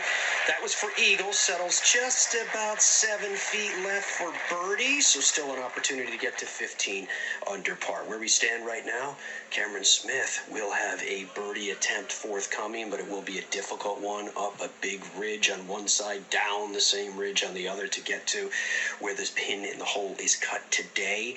He is on 14 under par. As we mentioned, Cameron Young has a much more makeable birdie putt awaiting him of about 7 feet to try to get to 15 under. We'll send it back to you. Thank you, and where to go, who to look at. It's happening just about everywhere at the moment. We're also looking at your tweets and your emails. Don't forget, you can email us radio@theopen.com, radio@theopen.com. You can tweet us at the Open with the hashtag #TheOpenRadio. Tom Gillis is listening, thoroughly enjoying the coverage. Steve Vincent's been in touch, listening while walking his dog Sammy in St. Louis, and looking forward to his Scottish golf trip in 2023. Mitch is feeding cows on a Wisconsin dairy farm. So we've got Mitch feeding cows. We have another listener who told us earlier that he was inseminating them. So we've got a lot of cow connections today. And Ivan has been in touch, says that he, Dave and Reed are driving through St Andrews, Nova Scotia, on their way to catch the ferry to Newfoundland. Go Rory, they say. Now, big moment for Cam Smith. Let's get back to Matt and Paul. Yes, Marcus, it's a long range, it's an outside opportunity. He's got a little ridge to go up and over, and then the ball, as it climbs to it, now falls down. Come on, ball. Find it, it's 45 feet away. It's getting ever closer. Lovely putt from Cam Smith. That will be a par for him, and he will remain at -14. All right, as we mentioned, we still will have a putt for birdie coming up from Cameron Young. Cameron Young is on the mark of 14 under par as well. He's got about 7 feet to get to 15 under and try to claw a couple closer to Rory McIlroy. Just replacing his golf ball now. Such a great place here, Ilse, of all the great places at the old course, but this one is particularly brilliant to watch action. There's a massive grandstand here that surrounds the back of the 7th green up to where the pin is cut on 11, and then there's a whole nother wing of it that embraces like an arm outstretched, hugging the shoulders of the tee box on the par 3 8th. Cameron Young settling over this one. 7 feet divide. Back, through, and in. It used all the hole to do it, but it did it nonetheless. So Cameron Young is 3 under on his efforts today through 7. He has reached 15 under for this 150th Open, and he's lurking. Yeah, what a terrific response from Cameron Young after dropping a shot at the first, and what a terrific afternoon this is proving to be, and it could become even better for Adam Scott, who's got an eagle chance here at the 10th. This to go to 14 under par. It's on its way, it's on its way! It is just missing by a fraction. On its way, it looks like he got great contact. The distance from where I'm standing looks great. Oh, it slams right into the wrong side of a ridge and just repels it over to the wrong side of that. So difficult putt upcoming for Rory McIlroy. 40 feet up and over a ridge, very similar to the putt that Paul Eales just described from Cameron Smith on the same hole. Well, for all the world, it looked absolutely perfect, and then it just took that ridge, spun back. So, still a birdie putt for Rory McIlroy, who is our leader at the moment at 17 under. Victor Hovland, his playing partner, he's dropped a shot today. He's at 15 under. So they'll come up onto the green. In fact, they're coming up onto the green now to have a look what putts they've got. And it will be, I think, Rory probably to go first. There's not much distance between them. Let's go to Matt. Thank you, Ron. On the tee here at the par 3 8th. Cameron Young launching his shot 203 yards from where he stands to where the hole is cut today. It is 43 paces on from the front and 25 from the right side. I'm not sure quite how you define the right side of this green as it's shared. And this one comes up right on that line. So he's left himself Putt that's similar to the one that he just had for eagle in the last. He did end up converting that one to birdie nonetheless. Cameron Young now at 15 under and only a couple of shots back. And on the tee now is Cameron Smith. Yes, framed nicely by the grandstand, Maddie, as you were describing before. 203 all the way back up. This really needs to land, I would say, around about 190 yards. If he does go a little long, there is a slope there that will take the ball way down and off down the 10th fairway. But he knows that. And this ball, with a little bit of luck, will land online. He's played absolutely beautifully, as he does from tee to green. It's a lower ball flight. He's kept that down because the wind has changed. It's into his face. He doesn't like it. He's pulled it left, and wow, that would have been a great tee shot for the whole location on day 2. Ron, Maddie. Thanks very much, Paul. Yeah, remember, we're on the 7th. We're on the 7th green now, where Rory McIlroy has a birdie putt. But it's an awkward one, a difficult one, Matt. Yes, on 40 feet for Rory, and for the listeners, if you use your imagination, Rory looks like he's about to putt over a speed hump in a road. It will go over it pretty straight, and then as it comes over the top, it will just start breaking left to right. It's on its way now. It comes over the other side, coming down nice and close. It's a very well judged putt for Rory. It wasn't really one that you'd look to hole. Rolls it down there to no more than 18 inches, Ron. Well done. I think it's a brilliant putt, I have to say. Leaves him, as Matt says, just a little tiddler. Can't imagine the way he's playing at the moment that he would miss that. It's been pars all the way, except for the one birdie which Rory achieved on the par 5 fifth. As far as Victor Hovland is concerned, well, it's been pars all the way for him too, apart from the one blemish on the 4th. He had a bogey on the 4th, which has taken him back to 15 under, and he and Cameron Young are now level in 2nd place. Matt, what's he got here? Yes, he's left with a gentle right to left putt, and I've just seen out of my peripheral vision there that right behind the hole is Matt Fitzpatrick and Billy Foster playing the 11th. Maybe that'll inspire Victor Hovland to get going, fresh off Matt's first major win the other week at the US Open. He needs to get going soon though, Victor Hovland, as he settles over this one. Ball is on its way, and it will come up short, I think. It's not a bad putt. I think you probably got the line pretty well, just needed a little extra pace, but a pretty reasonable putt from that distance, and he too should make his par, but I think it will be Victor still to go next. But it's been interesting. What have you made of it so far, Matt? We're now about to approach the first of the par 3s, the 8th. What have you made of the situation so far? Yes, well, I'd certainly say it's not a firework display yet. It's bubbling away, isn't it? It's simmering away there in the pan. The crowds are so big, it's not going to take much to get this lot fired up. But I think for Rory McIlroy fans, I think it's very nice that it hasn't just exploded straight off the bat. It takes a lot of energy out, and you hear a round of applause in the background there. That was Victor Hovland nicely tidying up. It's all just simmering. It's poised to go mad anytime soon. Hope you're right. Now, McIlroy, no mistakes. Now, surely. Little tiddler, really. 18 inches, in it goes. For yet another par, Rory McIlroy still in the lead on his own at 17 under par. Victor Hovland, 15 under, level in 2nd place with Cameron Young. And we'll go on to the first of the par 3s, the 8th. Thank you, Ron. So, as Matty said there, simmering as far as the leaders are concerned, but Jordan Spieth could be about to come to boiling point. Let us join Ramey, where Jordan is eyeing an eagle. Jordan Spieth, 30 yards off the 12th green here. 2nd shot into this tight right flag position. Jordan currently 12 under for the championship. Punches out beautifully into the slope, runs it up, and it's running down towards the hole. It's running down towards the hole as he holds it. Oh, and a magnificent pitch shot there from Jordan Spieth. He'll have a tap-in birdie here to get to 13 under par, going to the 13th tee. Thank you very much, Remy. So let me just run down the leaderboard. There may be a few names we haven't mentioned too many times just off the pace. In fact, before we do that, let's go back to Matt and Ailsey. Cameron Smith sends his putt on the way for a birdie 2 at the 8th. It's looking good. It's looking good. Oh, it just goes past the left edge and some 3 feet by. One down, Cameron Young to go. Birdie coming up here in a moment. Thank you.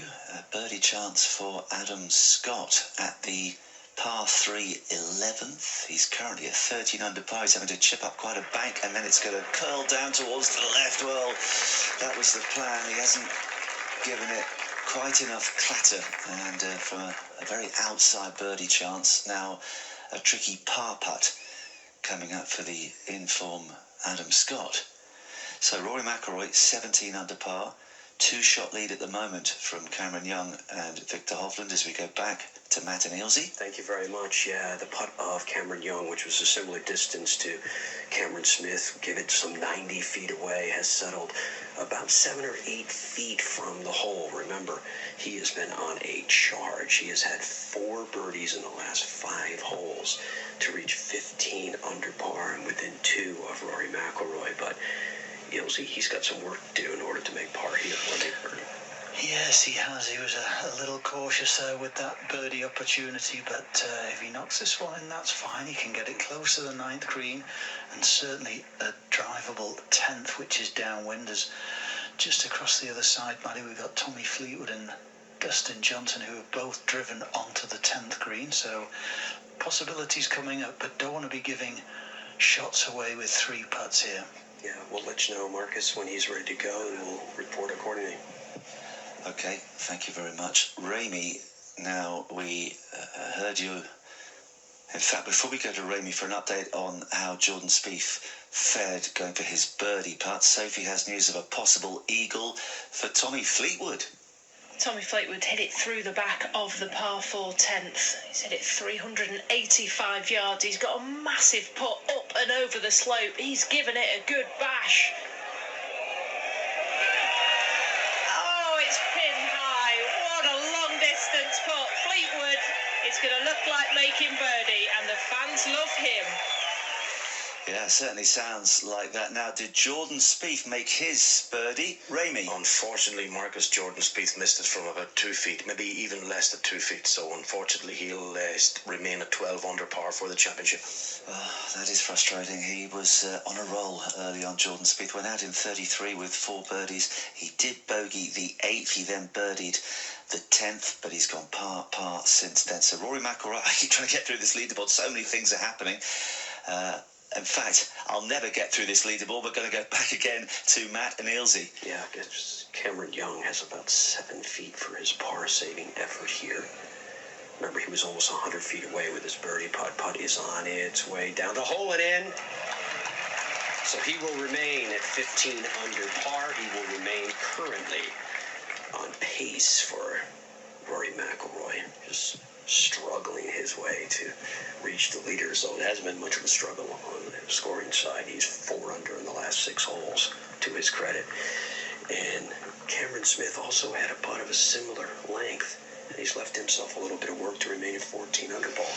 Yeah, the ball of Cameron Smith had a good look at the hole as it just went by on the left-hand side, but a little bit too much pace, so 3.5 feet here to go for the Aussie. This to stay at 14 under, very much in the championship. Some scoring opportunities coming up, but you got to make the pars. On its way, and in the hole. They'll go across to the par 4 9th, as we go back to you, Marcus. I will get through that leaderboard at some point, but not yet. Sophie? Mangle their names. Sue and Sophie first. Fifi here on the 10th, looking at Dustin Johnson, who is taking as long as he can. We were just watching the 2 cams tidy up on this shared green, the 8th. Well, here on the 10th, it was a little bit of an apologetic long eagle attempt from Justin Johnson, but he's got a little slippery one down the slope here for a birdie to go to 13 under par. The hush descends, the ball travels, and it lips. It lips. He stares down his brother Austin there, Sophie. My goodness me. That is a bad miss for him. Sure is. We're on number 4 now. The amount of birdie chances that this guy has missed inside 15 feet. Wasn't enough pace on it, just died left at the hole, and once again we've got a shaking of the head by DJ. He's letting this one slip. Tell us about the Tommy Fleetwood birdie opportunity, which is closer. Oh yeah, some putt there. The crowd at the back of the 11th tee. If Rory's their favourite, then Tommy can't be that far behind.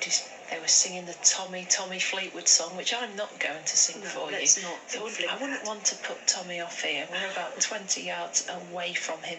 He's coming from the other side of what Dustin Johnson was coming from. It's 3 feet. As DJ's moved right to left, Tommy's will come ever so slightly left to right. He's just going to realign his golf ball.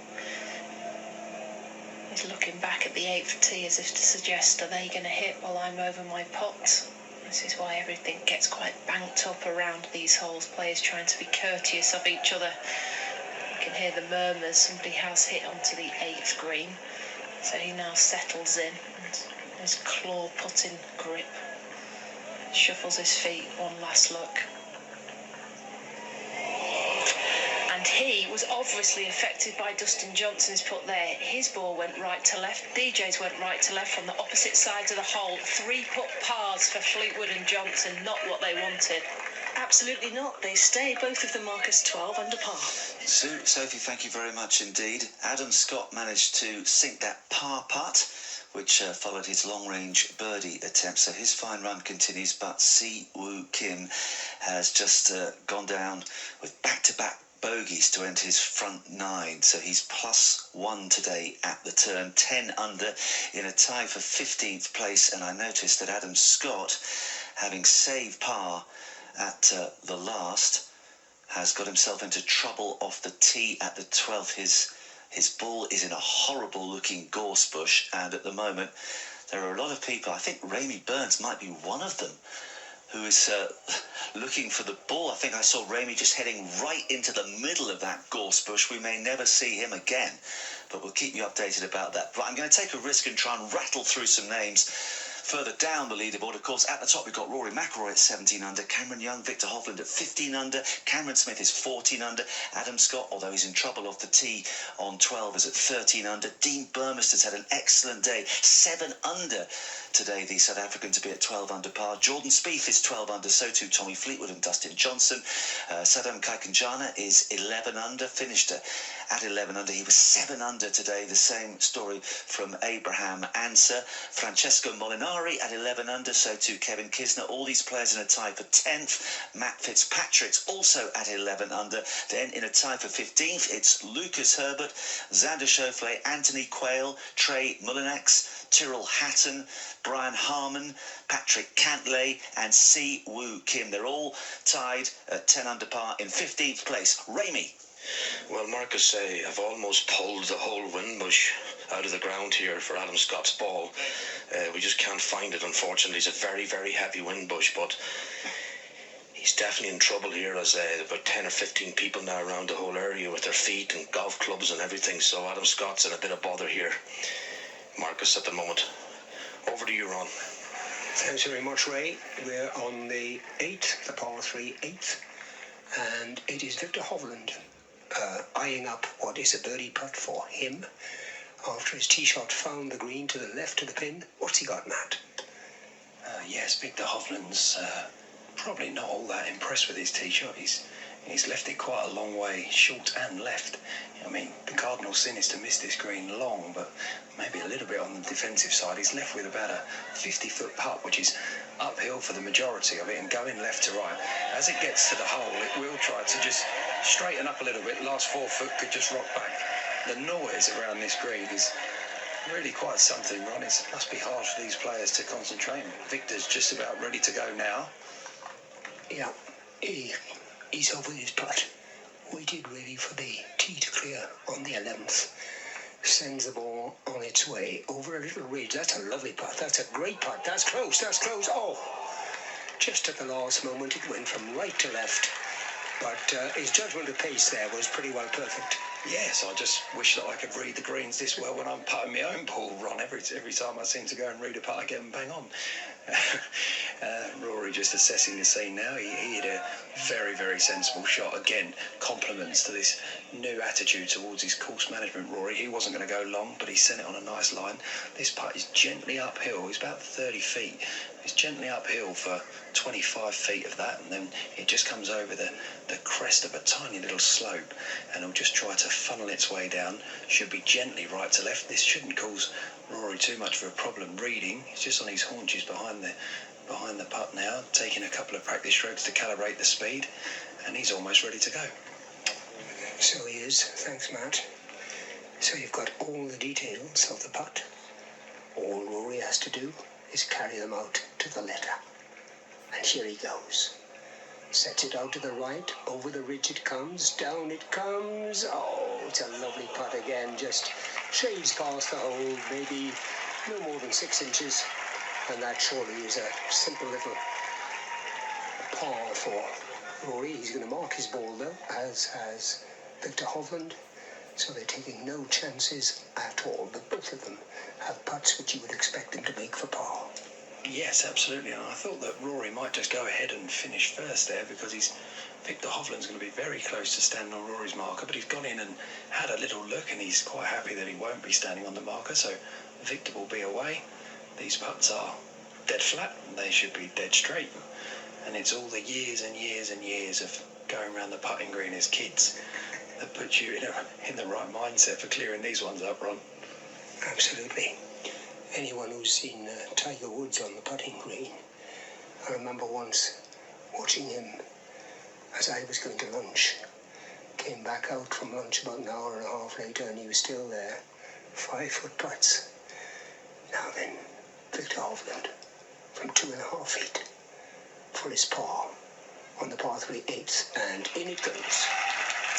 So he remains at 15 under par as he strides away towards the 9th tee. Good pace of play today. That's been one of the delights of the day as much as anything. Very light breeze, but now Rory. Yes, Rory, almost an identical putt to Victor Hovland that he just had. He's just settling over it. We are in a lovely position close to the back of this green, so I'm whispering, sends it on its way safely into the middle of the hole. Nice strike from Rory. Nice cheer from the crowd on the 11th. He looks very, very calm and composed, Rory McIlroy. Checks the golf ball to make sure he doesn't need a new one, and he bounces off with that famous stride to the 9th tee. So he is still our leader at 17 under par. 15 under for Victor Hovland together with Cameron Young. We will go off to the 9th. Now, we all know the expression, you can't see the woods from the trees. 2 big-name players can't find their balls in the bushes. First, news of Cameron Young with Paul and Matt. Yeah, the news is not good, Marcus. We're here on the 9th. We're just in front of the green. Drives have been struck, and Cameron Young pulled his drive to the left, and there's a row of gorse bushes down there, and he plummeted right into the middle of it. He's been spending a great deal of time working out where. We could not find it.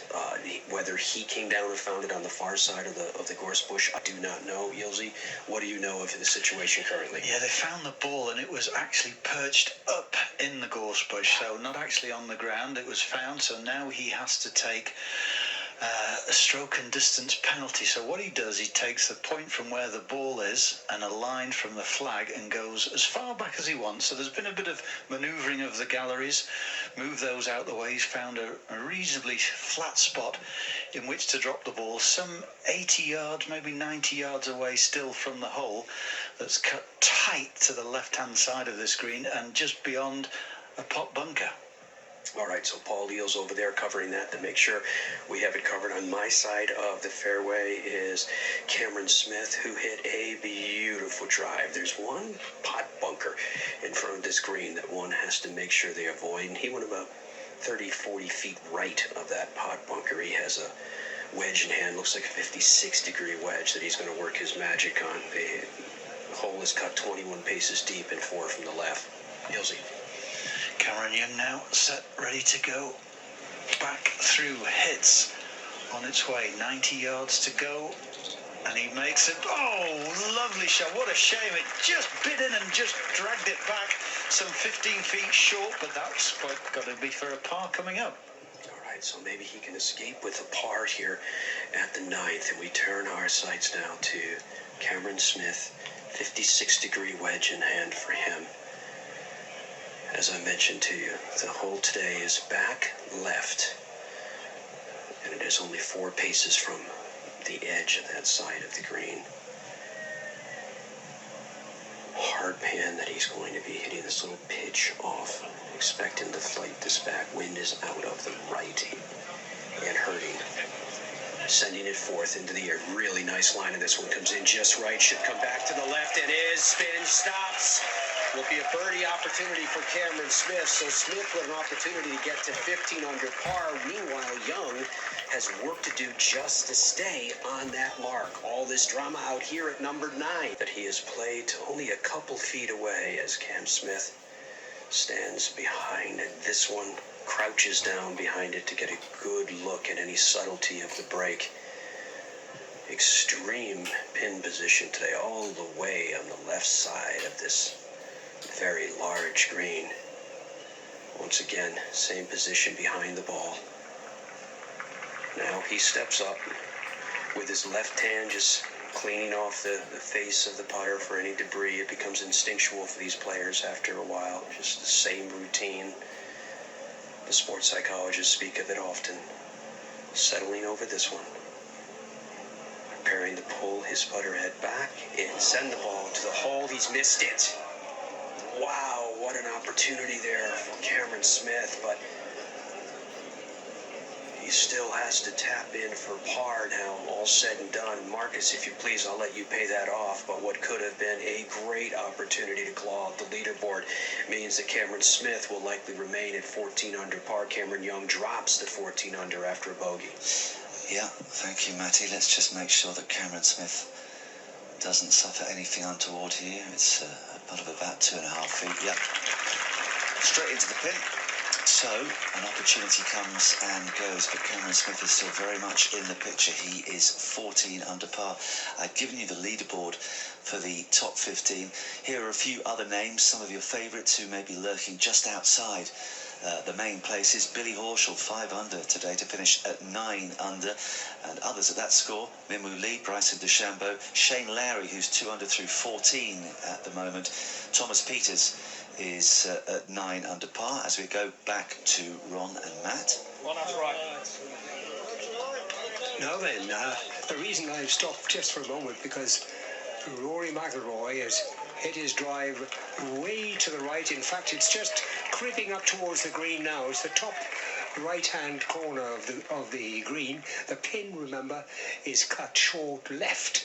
So he's going to have a very, very long putt. That's if he chooses to putt, Matt. Yes, think he will putt that one. Rory leant there as if he'd hit it way to the right. I was concerned because it's exactly where we're standing. So not just for your health and safety, Ron, but was a bit concerned that Rory's ball wasn't going to end up in a great position. But I think he was just scared of carrying the bunker that's just in front of us because it's now back into the wind. But he did do that, so he's now in the perfect position. I'm glad that he played aggressive. Now, Victor Hovland's ball is pretty well directly opposite, so it's a long, long way short of McIlroy's and a long way short of the green too. Yes, Victor didn't have the distance there to go trying to smash that on the green, and he just had to lay that one back, and he's been waiting on the tee for a little while. The players would have seen Cameron Young over there in those horrible gorse bushes, so Victor taking no chances, laid it back quite sensibly. He'll still only have a wedge shot from there. So that is the situation then. We're on the 9th, and Rory McIlroy still leads at 17 under par. Thank you, Ron. Pictures now of Cam Smith on the tee at the 10th. Some very vocal support for the Australian. He's holding the pose. It lands now, and it bounds on right down the middle of the fairway. Comfortably clear of the little pot bunker that's in that landing area. He has almost driven the green. That's a terrific strike, just shy of the front of the green. Now, Jordan Spieth, he seems to have lost a little bit of traction. This is a par putt for him at the 13th. And it's gone in. It's gone in. So Jordan Spieth stays at 12 under par. Still just on the periphery of the action. He's 4 under for today. Some other scores a little lower down the board. Scotty Scheffler 2 over today through 10 holes. So he's at -9. That's a tie for 22nd place. And then tied for 29th, Tony Finau, who shot a 6 under 66 today. Corey Connors, he was 5 under for the day. All these players at 8 under par. Harold Varner, the third, is one of those. So too Will Zalatoris, who was 3 under today. Dylan Fratelli, 2 under today to be 8 under. And then some players tied for 34th position. Thomas Dietrich, Bobby McIntyre, Taylor Gooch, Lee Westwood, Sahith Theegala, John Ram, or even John Rahm, who was -2 today to finish at -7, Victor Perez. All of those players at 7 under par. And then the players at 6 under, Sam Burns, who was 8 under today, an 8 under 64. Round of the day from Sam Burns. Jason Kokrak, Tristan Lawrence, Adrian Moronk, Chris Kirk and Aaron Wise. All of those players at 6 under par in a tie for 41st position.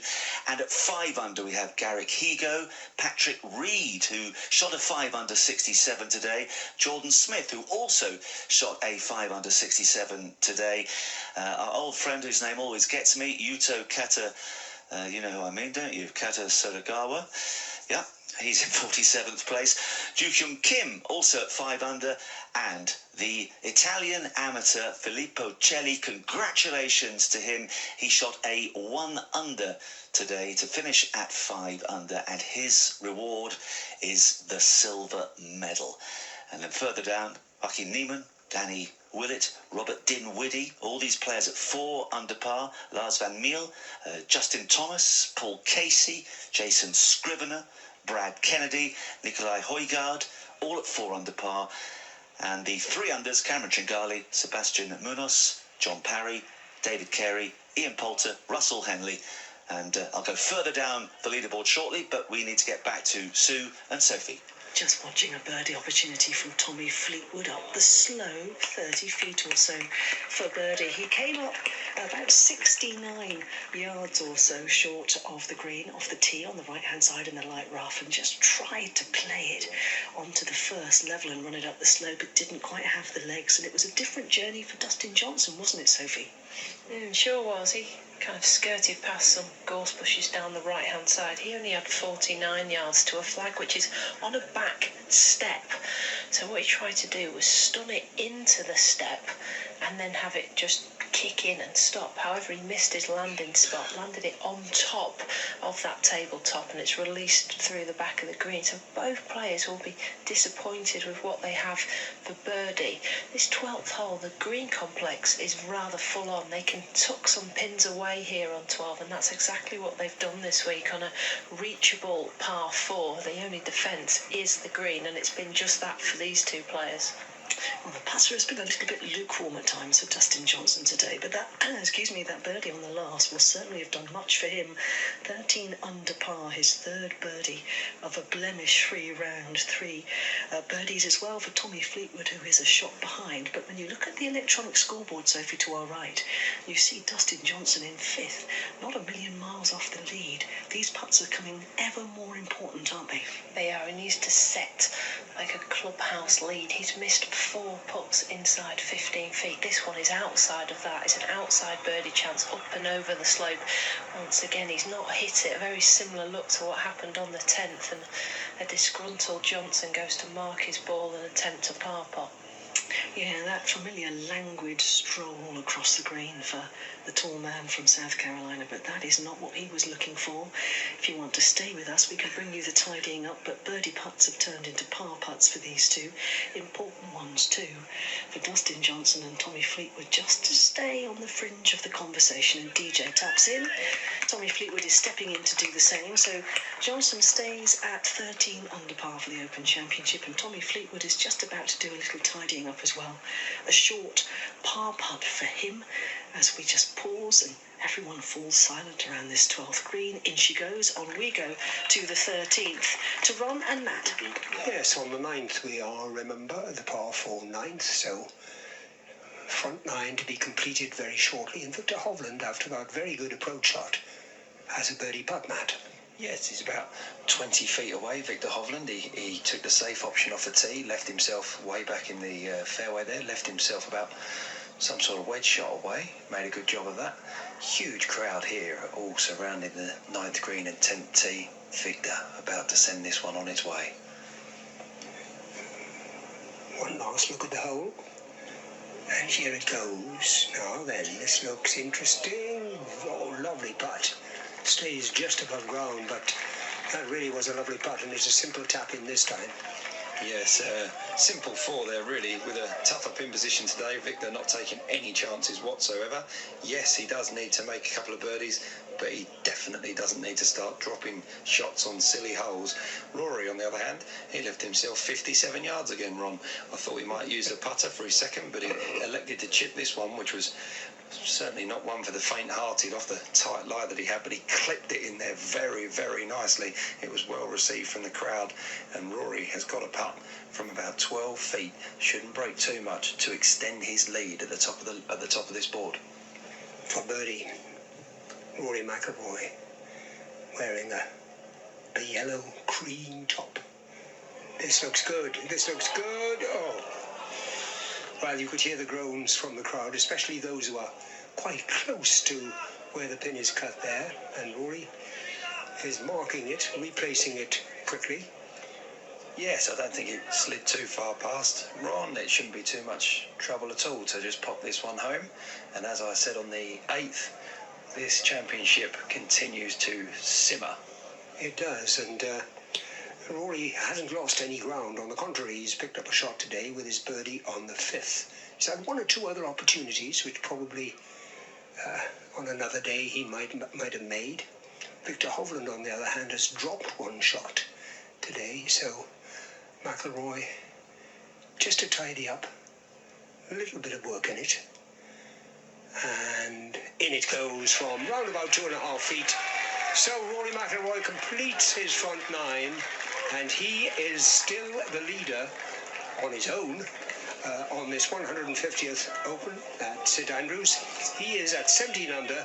His playing partner, Victor Hovland, has dropped one shot today. He is at 15 under. Thank you, Ron. So the leaders turn for the back nine, and on the 10th, Matt Adams has his eyes on Cam Smith.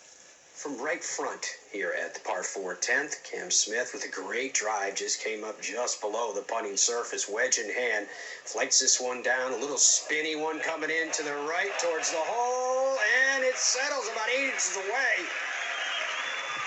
So Cameron Smith looking to make up for the lost opportunity at 9. He has that much left to get to 15 under. Yeah, he's showing a lot of resilience at the moment. I will quickly finish off the other names I haven't mentioned towards the bottom of the leaderboard. The players at 2 under par in a tie for 68th place: Hideki Matsuyama, Sergio Garcia, Christian Bezadenhout, Richard Mansell. Back quickly to Matt and Ilse. Yeah, so Cameron Young had an opportunity for birdie here. He drove the green at this par 4, and from some 100 feet, he left it to, what would you give that, 2 feet left for Cameron Young, which he converted. So Cameron Young now gets it to 15 under par. We can report that Cameron Smith also converted what's little he had left for his birdie attempt. So these two gents hanging in there, both now at 15 under. Thank you, guys. I promise you I'm going to finish this leaderboard. If it's the last thing I do, the players tied for 72nd at 1 under. David Law and Kurt Kitayama tied for 74th. Even par for their championship. Marcus Armitage and Justin De Los Santos. And then the players over par: Wyndham Clark, Adri Arnus, Aaron Jarvis, the amateur, all at +1. Laurie Cantor, 2 over today to finish at +2. The English amateur Barclay Brown had a disappointing day today. He was +3 to finish at +2. Sam Bairstow, the other amateur involved, terrific round, 3 under 69 today. He finishes at +4. Sunjay Im at +4. And finally, Jamie Rutherford, 3 over today to finish at +8. That's the bottom of the leaderboard. Back at the top, most importantly, of course, Rory McIlroy. in a relatively commanding position at the moment with a 2-shot lead over Cameron Smith, Cameron Young and Victor Hovland. As Sue mentioned, Dustin Johnson, although his putt has been ice cold for the majority of the afternoon, is still involved at 13 under. Jordan Spieth was on a roll, but he is 12 under through 13, so 5 off the lead with 5 to play. It is still anybody's Open Championship. We're so delighted that you're sharing it with us. We are broadcasting on the Open website and app, SiriusXM in North America, TalkSport 2 in the United Kingdom, and 80M in the local area. Ron and Matt. Yes, we're on the 10th now. We've just started the back nine, and Rory McIlroy has produced a monster drive. Yes, he did hit a very nice one. He was leaning a little bit right. I thought it was going to go to his famous bunker. It wasn't famous until yesterday, of course, when Rory stepped in there and held it. It took a horrific bounce for him, really. Very unlucky. Rory pitched it very close to where he would have been aiming, but it shot over to the right. Then it caught a big hump that sent it even further right, and then it ran down a little slope. He's about as far away as you could possibly get on one of these greens at St Andrews. It's pretty much a par 3 from over there, Ron.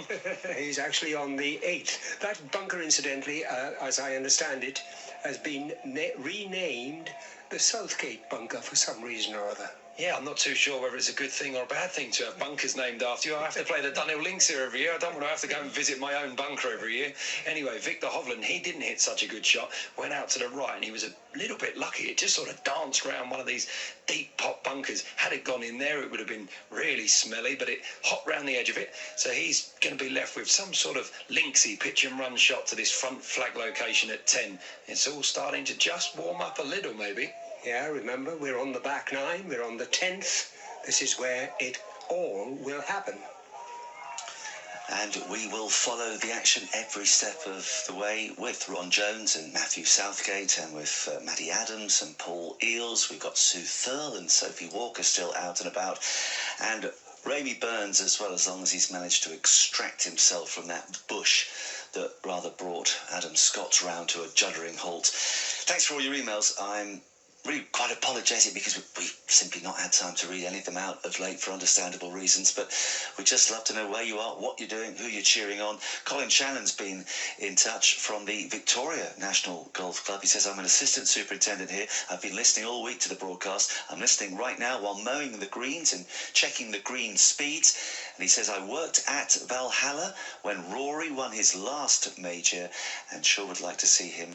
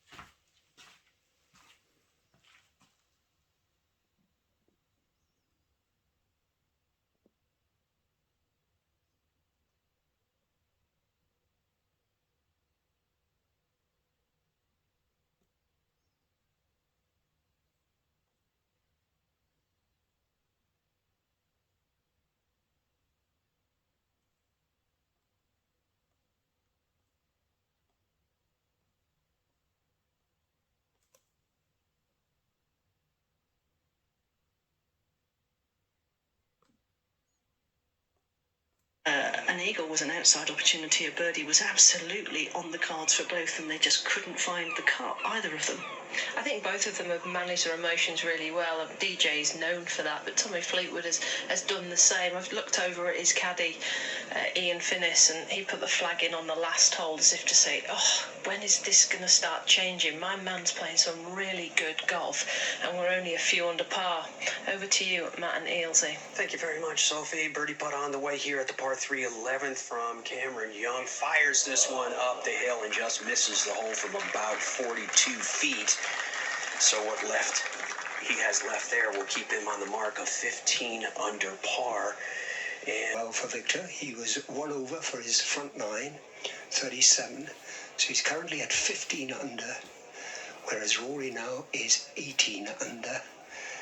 And really, there's not a blemish as far as Rory is concerned, is there? No, he has played like a true champion, and I don't want to speak too soon, but if he carries on in this way, he's going to be looking very good, I think, Ron. One thing that I've just noticed as well, just touching on the pace of play, there is a little bit of a gap that's opening up between the game in front of the two Camerons. Wouldn't be too surprised if Victor Hovland and Rory McIlroy find themselves addressed by a referee very, very soon, because they're just letting that game in front slide too far in front. Well, now then, Victor, who takes a fair time over his putts, it has to be said, and he now replaces his ball, having been through part of his routine, but there's more to come, I can assure you. And this is for par, so of course he's going to take time over it. He's going to take care. This is the Open Championship after all, and he is still in contention, albeit having fallen a little further back from his playing partner Rory McIlroy. Steps in now, Victor Hovland of Norway, from around about 10-12 feet for par. Forward it goes, and in it goes. Oh, brilliant putt. Brilliant putt from Victor Hovland. What a good save. So he stays at 15 under par, but more significantly, with that birdie, Rory McIlroy goes to 18 under par and leads the Open by 3 shots. Yeah, well, that was a terrific par save from Victor Hovland, but it's just not happening for him at the moment. As Ron rightly said, it's Rory McIlroy in front by 2 from Cameron Smith. Cameron Young currently at 15 under par with Victor Hovland. Dustin Johnson back in 5th place at 13 under. Tommy Fleetwood, his playing partner, at 12 under. The two men who had such terrific rounds earlier today, Kaikanjana and Abraham Ansah, in the clubhouse, having both shot 7 under par 65s. They're at 11 under. Dean Burmester had a 6 under 66 today to finish at 11 under. Bryson DeChambeau, we've not really mentioned him. He's having a very good day, though, 5 under par, as he plays the 18th, so he's in a tie for 7th at 11 under. Tyrrell Hatton, Brian Harman, Jordan Spieth, Adam Scott and Matt Fitzpatrick are also at 11 under par. And then at 10 under, we've got Lucas Herbert, Xander Schauffele, Anthony Quayle, Francesco Molinari, Trey Mullinax, Kevin Kistner, Patrick Cantlay and Si Woo Kim. It is day 4. These names become harder and harder for some reason. The emails are pouring in, Marcus, absolutely pouring in. Everybody getting caught up in the coverage. Dawn and Judy Lindgren, they're driving 1,800 miles from South Florida to northern Minnesota over 3 days, loving the coverage, and they're saying, go Cam Smith. Well, Cam Smith is going for sure. Greg Redcliffe, where's he getting in touch from? Pinehurst, North Carolina, volunteering at the inaugural USGA Adaptive Golf Tournament. Well done, you. Appreciate the opportunity to listen, he says, to your excellent commentary on the final round of the Open. It should be one hell of a finish today. Can I say that? I think so. I think you can, yeah.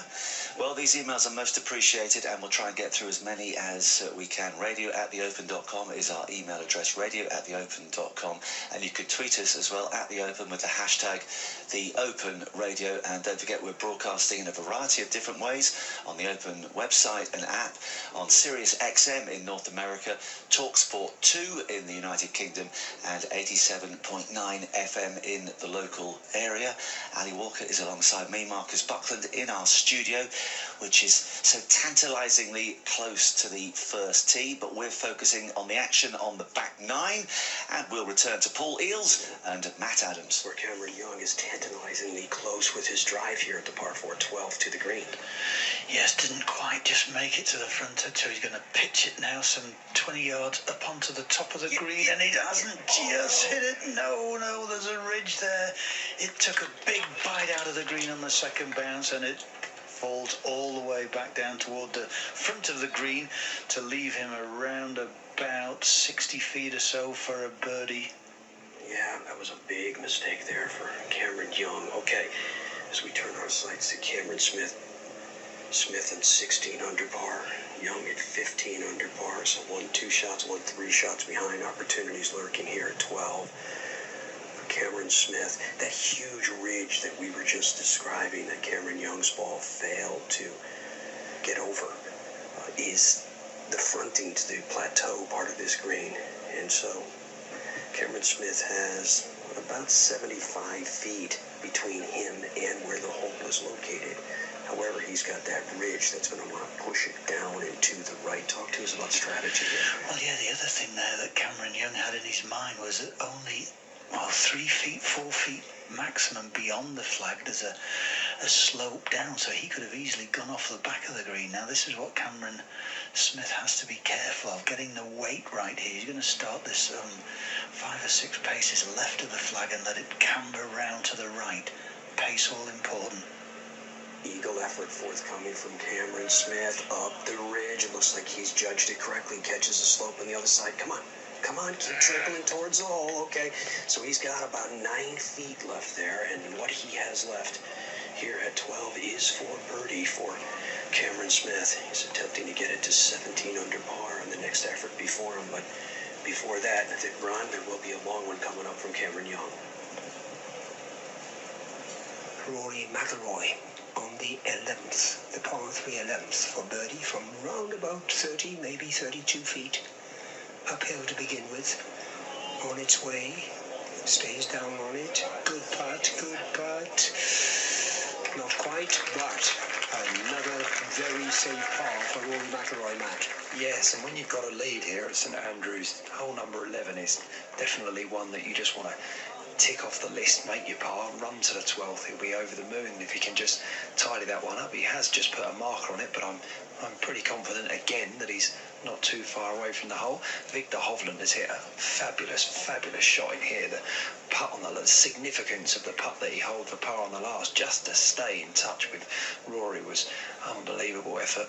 And then he's followed it with a great iron shot. He's left with about 20 foot for birdie, pretty much straight up the hill. It is indeed from the right. From our right. And he fires it up the hill towards the hole, and again you could hear the applause. A good putt, not quite good enough to go in, but a simple tap in for Victor Hovland for his par 3. He stays at 15 under, still very much in this championship, but now all the attention again is on Rory McIlroy. This is the final group, of course, so the grandstands are starting to empty. They'll follow this group now right the way through to the end. The crowds will just get bigger and bigger as we go along, Matt. But Rory with this putt for par. Yes, I've actually thought that Rory bent his knees as if the first putt went by, but he's still putting from the same direction. Sends it on his way, pops it in, gets a nice little reaction from the crowd. He'll be over the moon with a 3 there. So Rory McIlroy with a par at the 11th. He stays at 18 under par, and he still leads the Open Championship. That's the voice of Matthew Southgate, who came so close to qualifying for the Open this year. He's had 2 terrific finishes of his own in that championship. Back to Matt and Ailsey. Cameron Smith, this is his second putt on the par 4 12th hole, but this is for birdie. He drove the front of the green. Now around about 6 feet. This for his hat-trick of birdies on this inward stretch. And in it goes! In it goes from Cameron Smith. He goes to 17 under par. And he has one shot back. 3 birdies in a row. Cameron Smith is knocking on the door again. That was the voice, by the way, of Paul Eales, who's got an important day tomorrow because he'll be looking to qualify for the Senior Open, which starts on Thursday at Glen Eagles. A 73 for Cameron Smith yesterday. He didn't do a lot wrong. Oh, but goodness me, the ifs and buts, and if that had just trickled in, if that one had stayed out, etc., etc. Every golfer says the same thing, of course. One of those golfers is Matt Collier, who's been in touch. He's listening. Now, he has the hardest job in the sport, Ali, because he's also a coach, and he is responsible for coaching me. which I think will send him to an early grave. There is a rumour that you're carrying Paul Leo's bag out that when he's trying to qualify. Do you know, I said to Paul last night, I'd happily carry your bag, and he looked at me. He just gave me the most withering look. I didn't even get an answer. He actually said, no, I'm having Alison Walker, and just walked off. I said I wasn't carrying all the clubs. He would have to get rid of a few. I think he'd rather carry it himself than have me, to be honest. Let's go back to Matt and the aforementioned Ealsey. Cameron Young on the way. Oh, it just catches a piece and goes in. That's a par for Cameron Young. He stays at 15 as we go back to the 13th tee. So the situation ever-changing at the top of the leaderboard. For now, Rory McIlroy leading by 1. He's at 18 under par. Cameron Smith at 17 under. Then a little gap of 2 to Cameron Young and Victor Hovland, both at 15 under par. Dustin Johnson is treading ground at the moment at 13 under. Brian Harman is 5 under through 16 today to be at 12 under par. Tommy Fleetwood is at 12 under par. He's 3 under through 13. And I don't think realistically we can look any further back than that because, of course, their gap to the leader is 6 shots. A moment of quietness, so a couple of tweets and emails, Yep, perhaps. thank you so much for getting in touch. Jay, who's on a train from Luxembourg to Paris, got a bit of a dodgy signal, but great broadcast, he says. Go Rory. Joseph Lupo, I'm recovering from COVID, but listening to the Open in bed, and it's making me feel so much better. Love the coverage, and go Cam Smith. Well, he is going, and actually, Marcus, I was speaking to Laura Davis on the way in here, and she said, well, I think Rory's got it, but watch out for Cam Smith. That's my worry for Rory, is Cam Smith. Another tweet from Kirk Sherrill, listening from Garden City Beach. The Open Radio saving my morning and my day. There's a bit of therapy here as well, isn't there? It's great stuff. Thank you for all your messages and keep them coming. Yeah, please do keep them coming. You can email us radio@theopen.com, radio@theopen.com, as we go quickly to Harry and to Ramey. Thank you, Marcus. I'm on the 15th hole here, and Jordan Spieth has got probably about a 6-8 footer here for birdie. Unbelievable tee shot and a fantastic little punchy under the breeze wedge shot in here. He's 8 foot. He's currently at 11 under par. Ball is in the way. Is it going to drop? And it has dropped. And Jordan Spieth gets a birdie in 15 and starts walking to the 16th tee, 12 under par, Marcus. Yeah, well, you can never take your eyes off Jordan Spieth. You don't know quite what he is going to do next. A big shout out to the, now let me get this right, is it the Kazgar Golf Society, who raise money for the men's mental health charity Calm. Great work, guys. Good luck with your upcoming golf days and the rest of the season. And a special mention to Deke Adams. I need to put my glasses back on when I read these. Deke Adams and Kieran Petman. Ali. Yeah, much more coming in. Aaron Walker, a beautiful start to my day, he says, listening to a masterpiece of radio coverage of the Open while rolling greens at my club in northern Idaho. Go Rory, but we'd like to see a Cam Smith charge as well. Well, we are seeing it. We also have heard from Jasmine J, unable to stream the live video coverage of the action, but I'm sitting here in the office and very thankful for Open Radio as saving my grace for play-by-play calls and for the shop view tracker on the Open website. Love both Rory and Victor, but today I'm rooting for the Norwegian cowboy. Oh, have we heard him called that? Victor Hovland. Well, I guess he can be called the cowboy. He'll take anything if he can also take home the claret jug.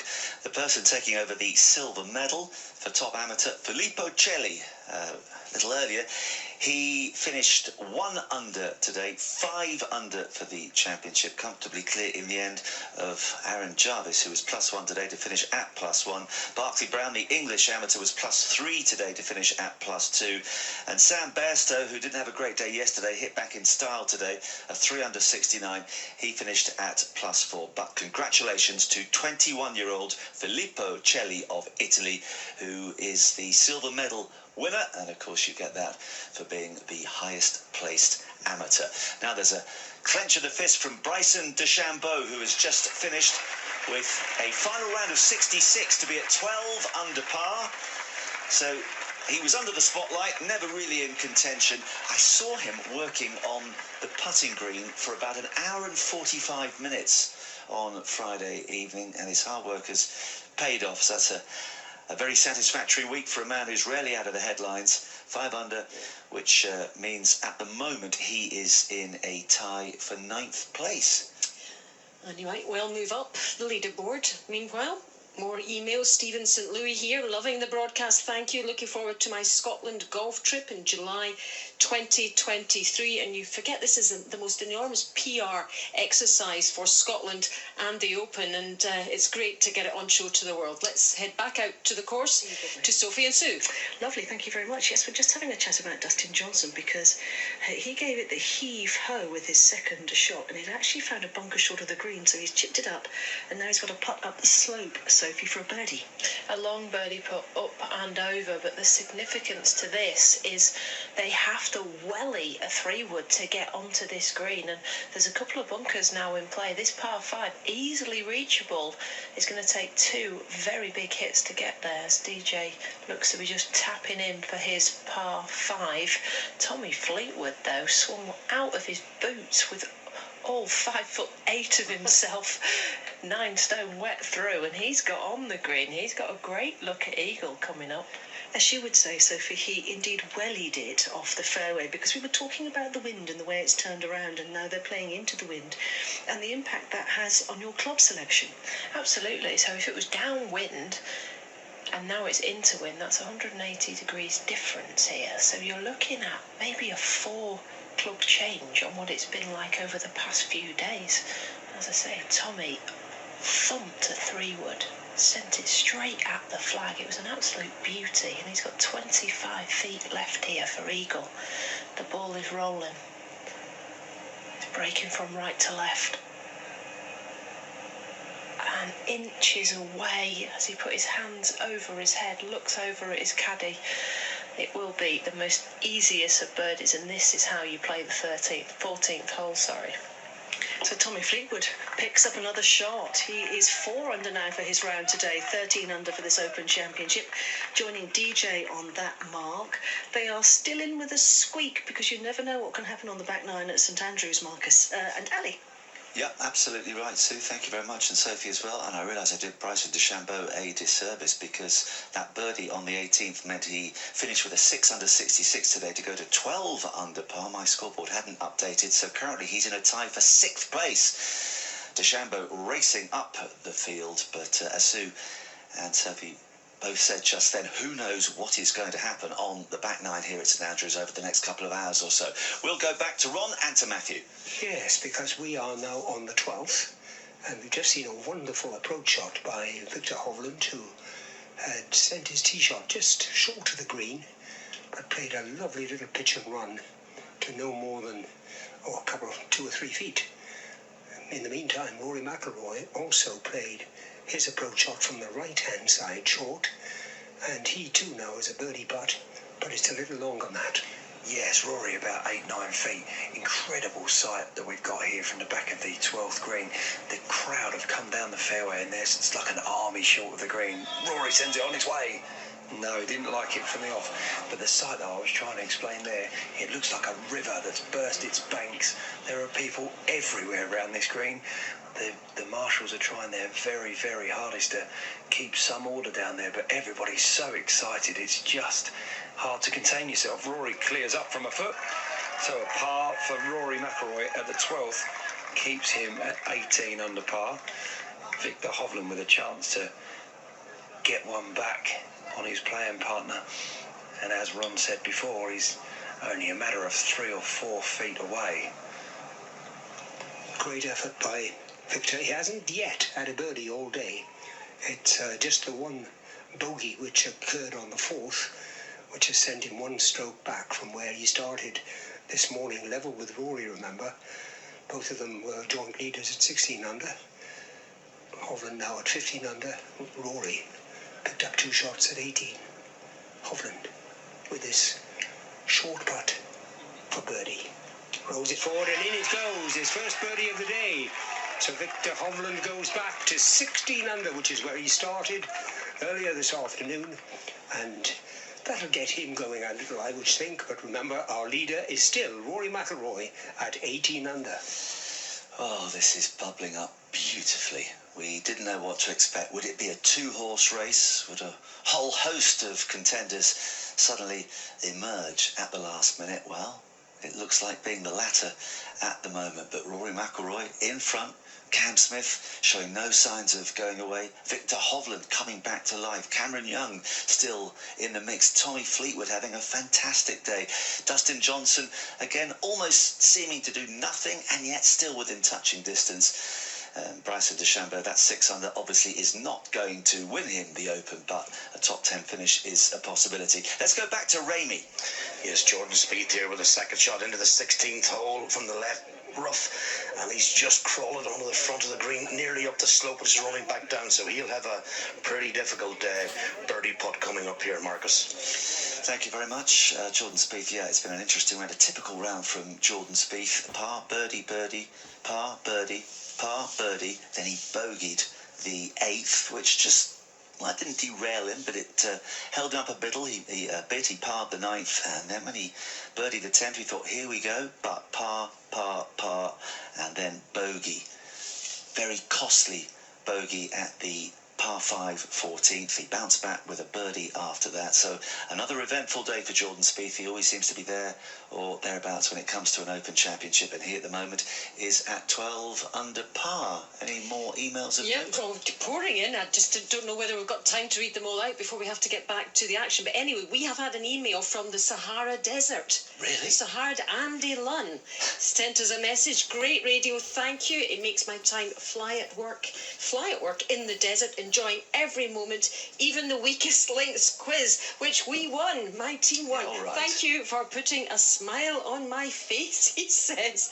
Good on you. We love that. My family of 5 completed our bucket list trip to Ireland, England and Scotland, says Ed McKinney. We had a great time in St Andrews on Friday. See attached photos? Well, they look amazing. Thank you for sending them on. Now listening while we're getting ready for church. I may have to listen during the worship. That's Ed from Greensboro, North Carolina.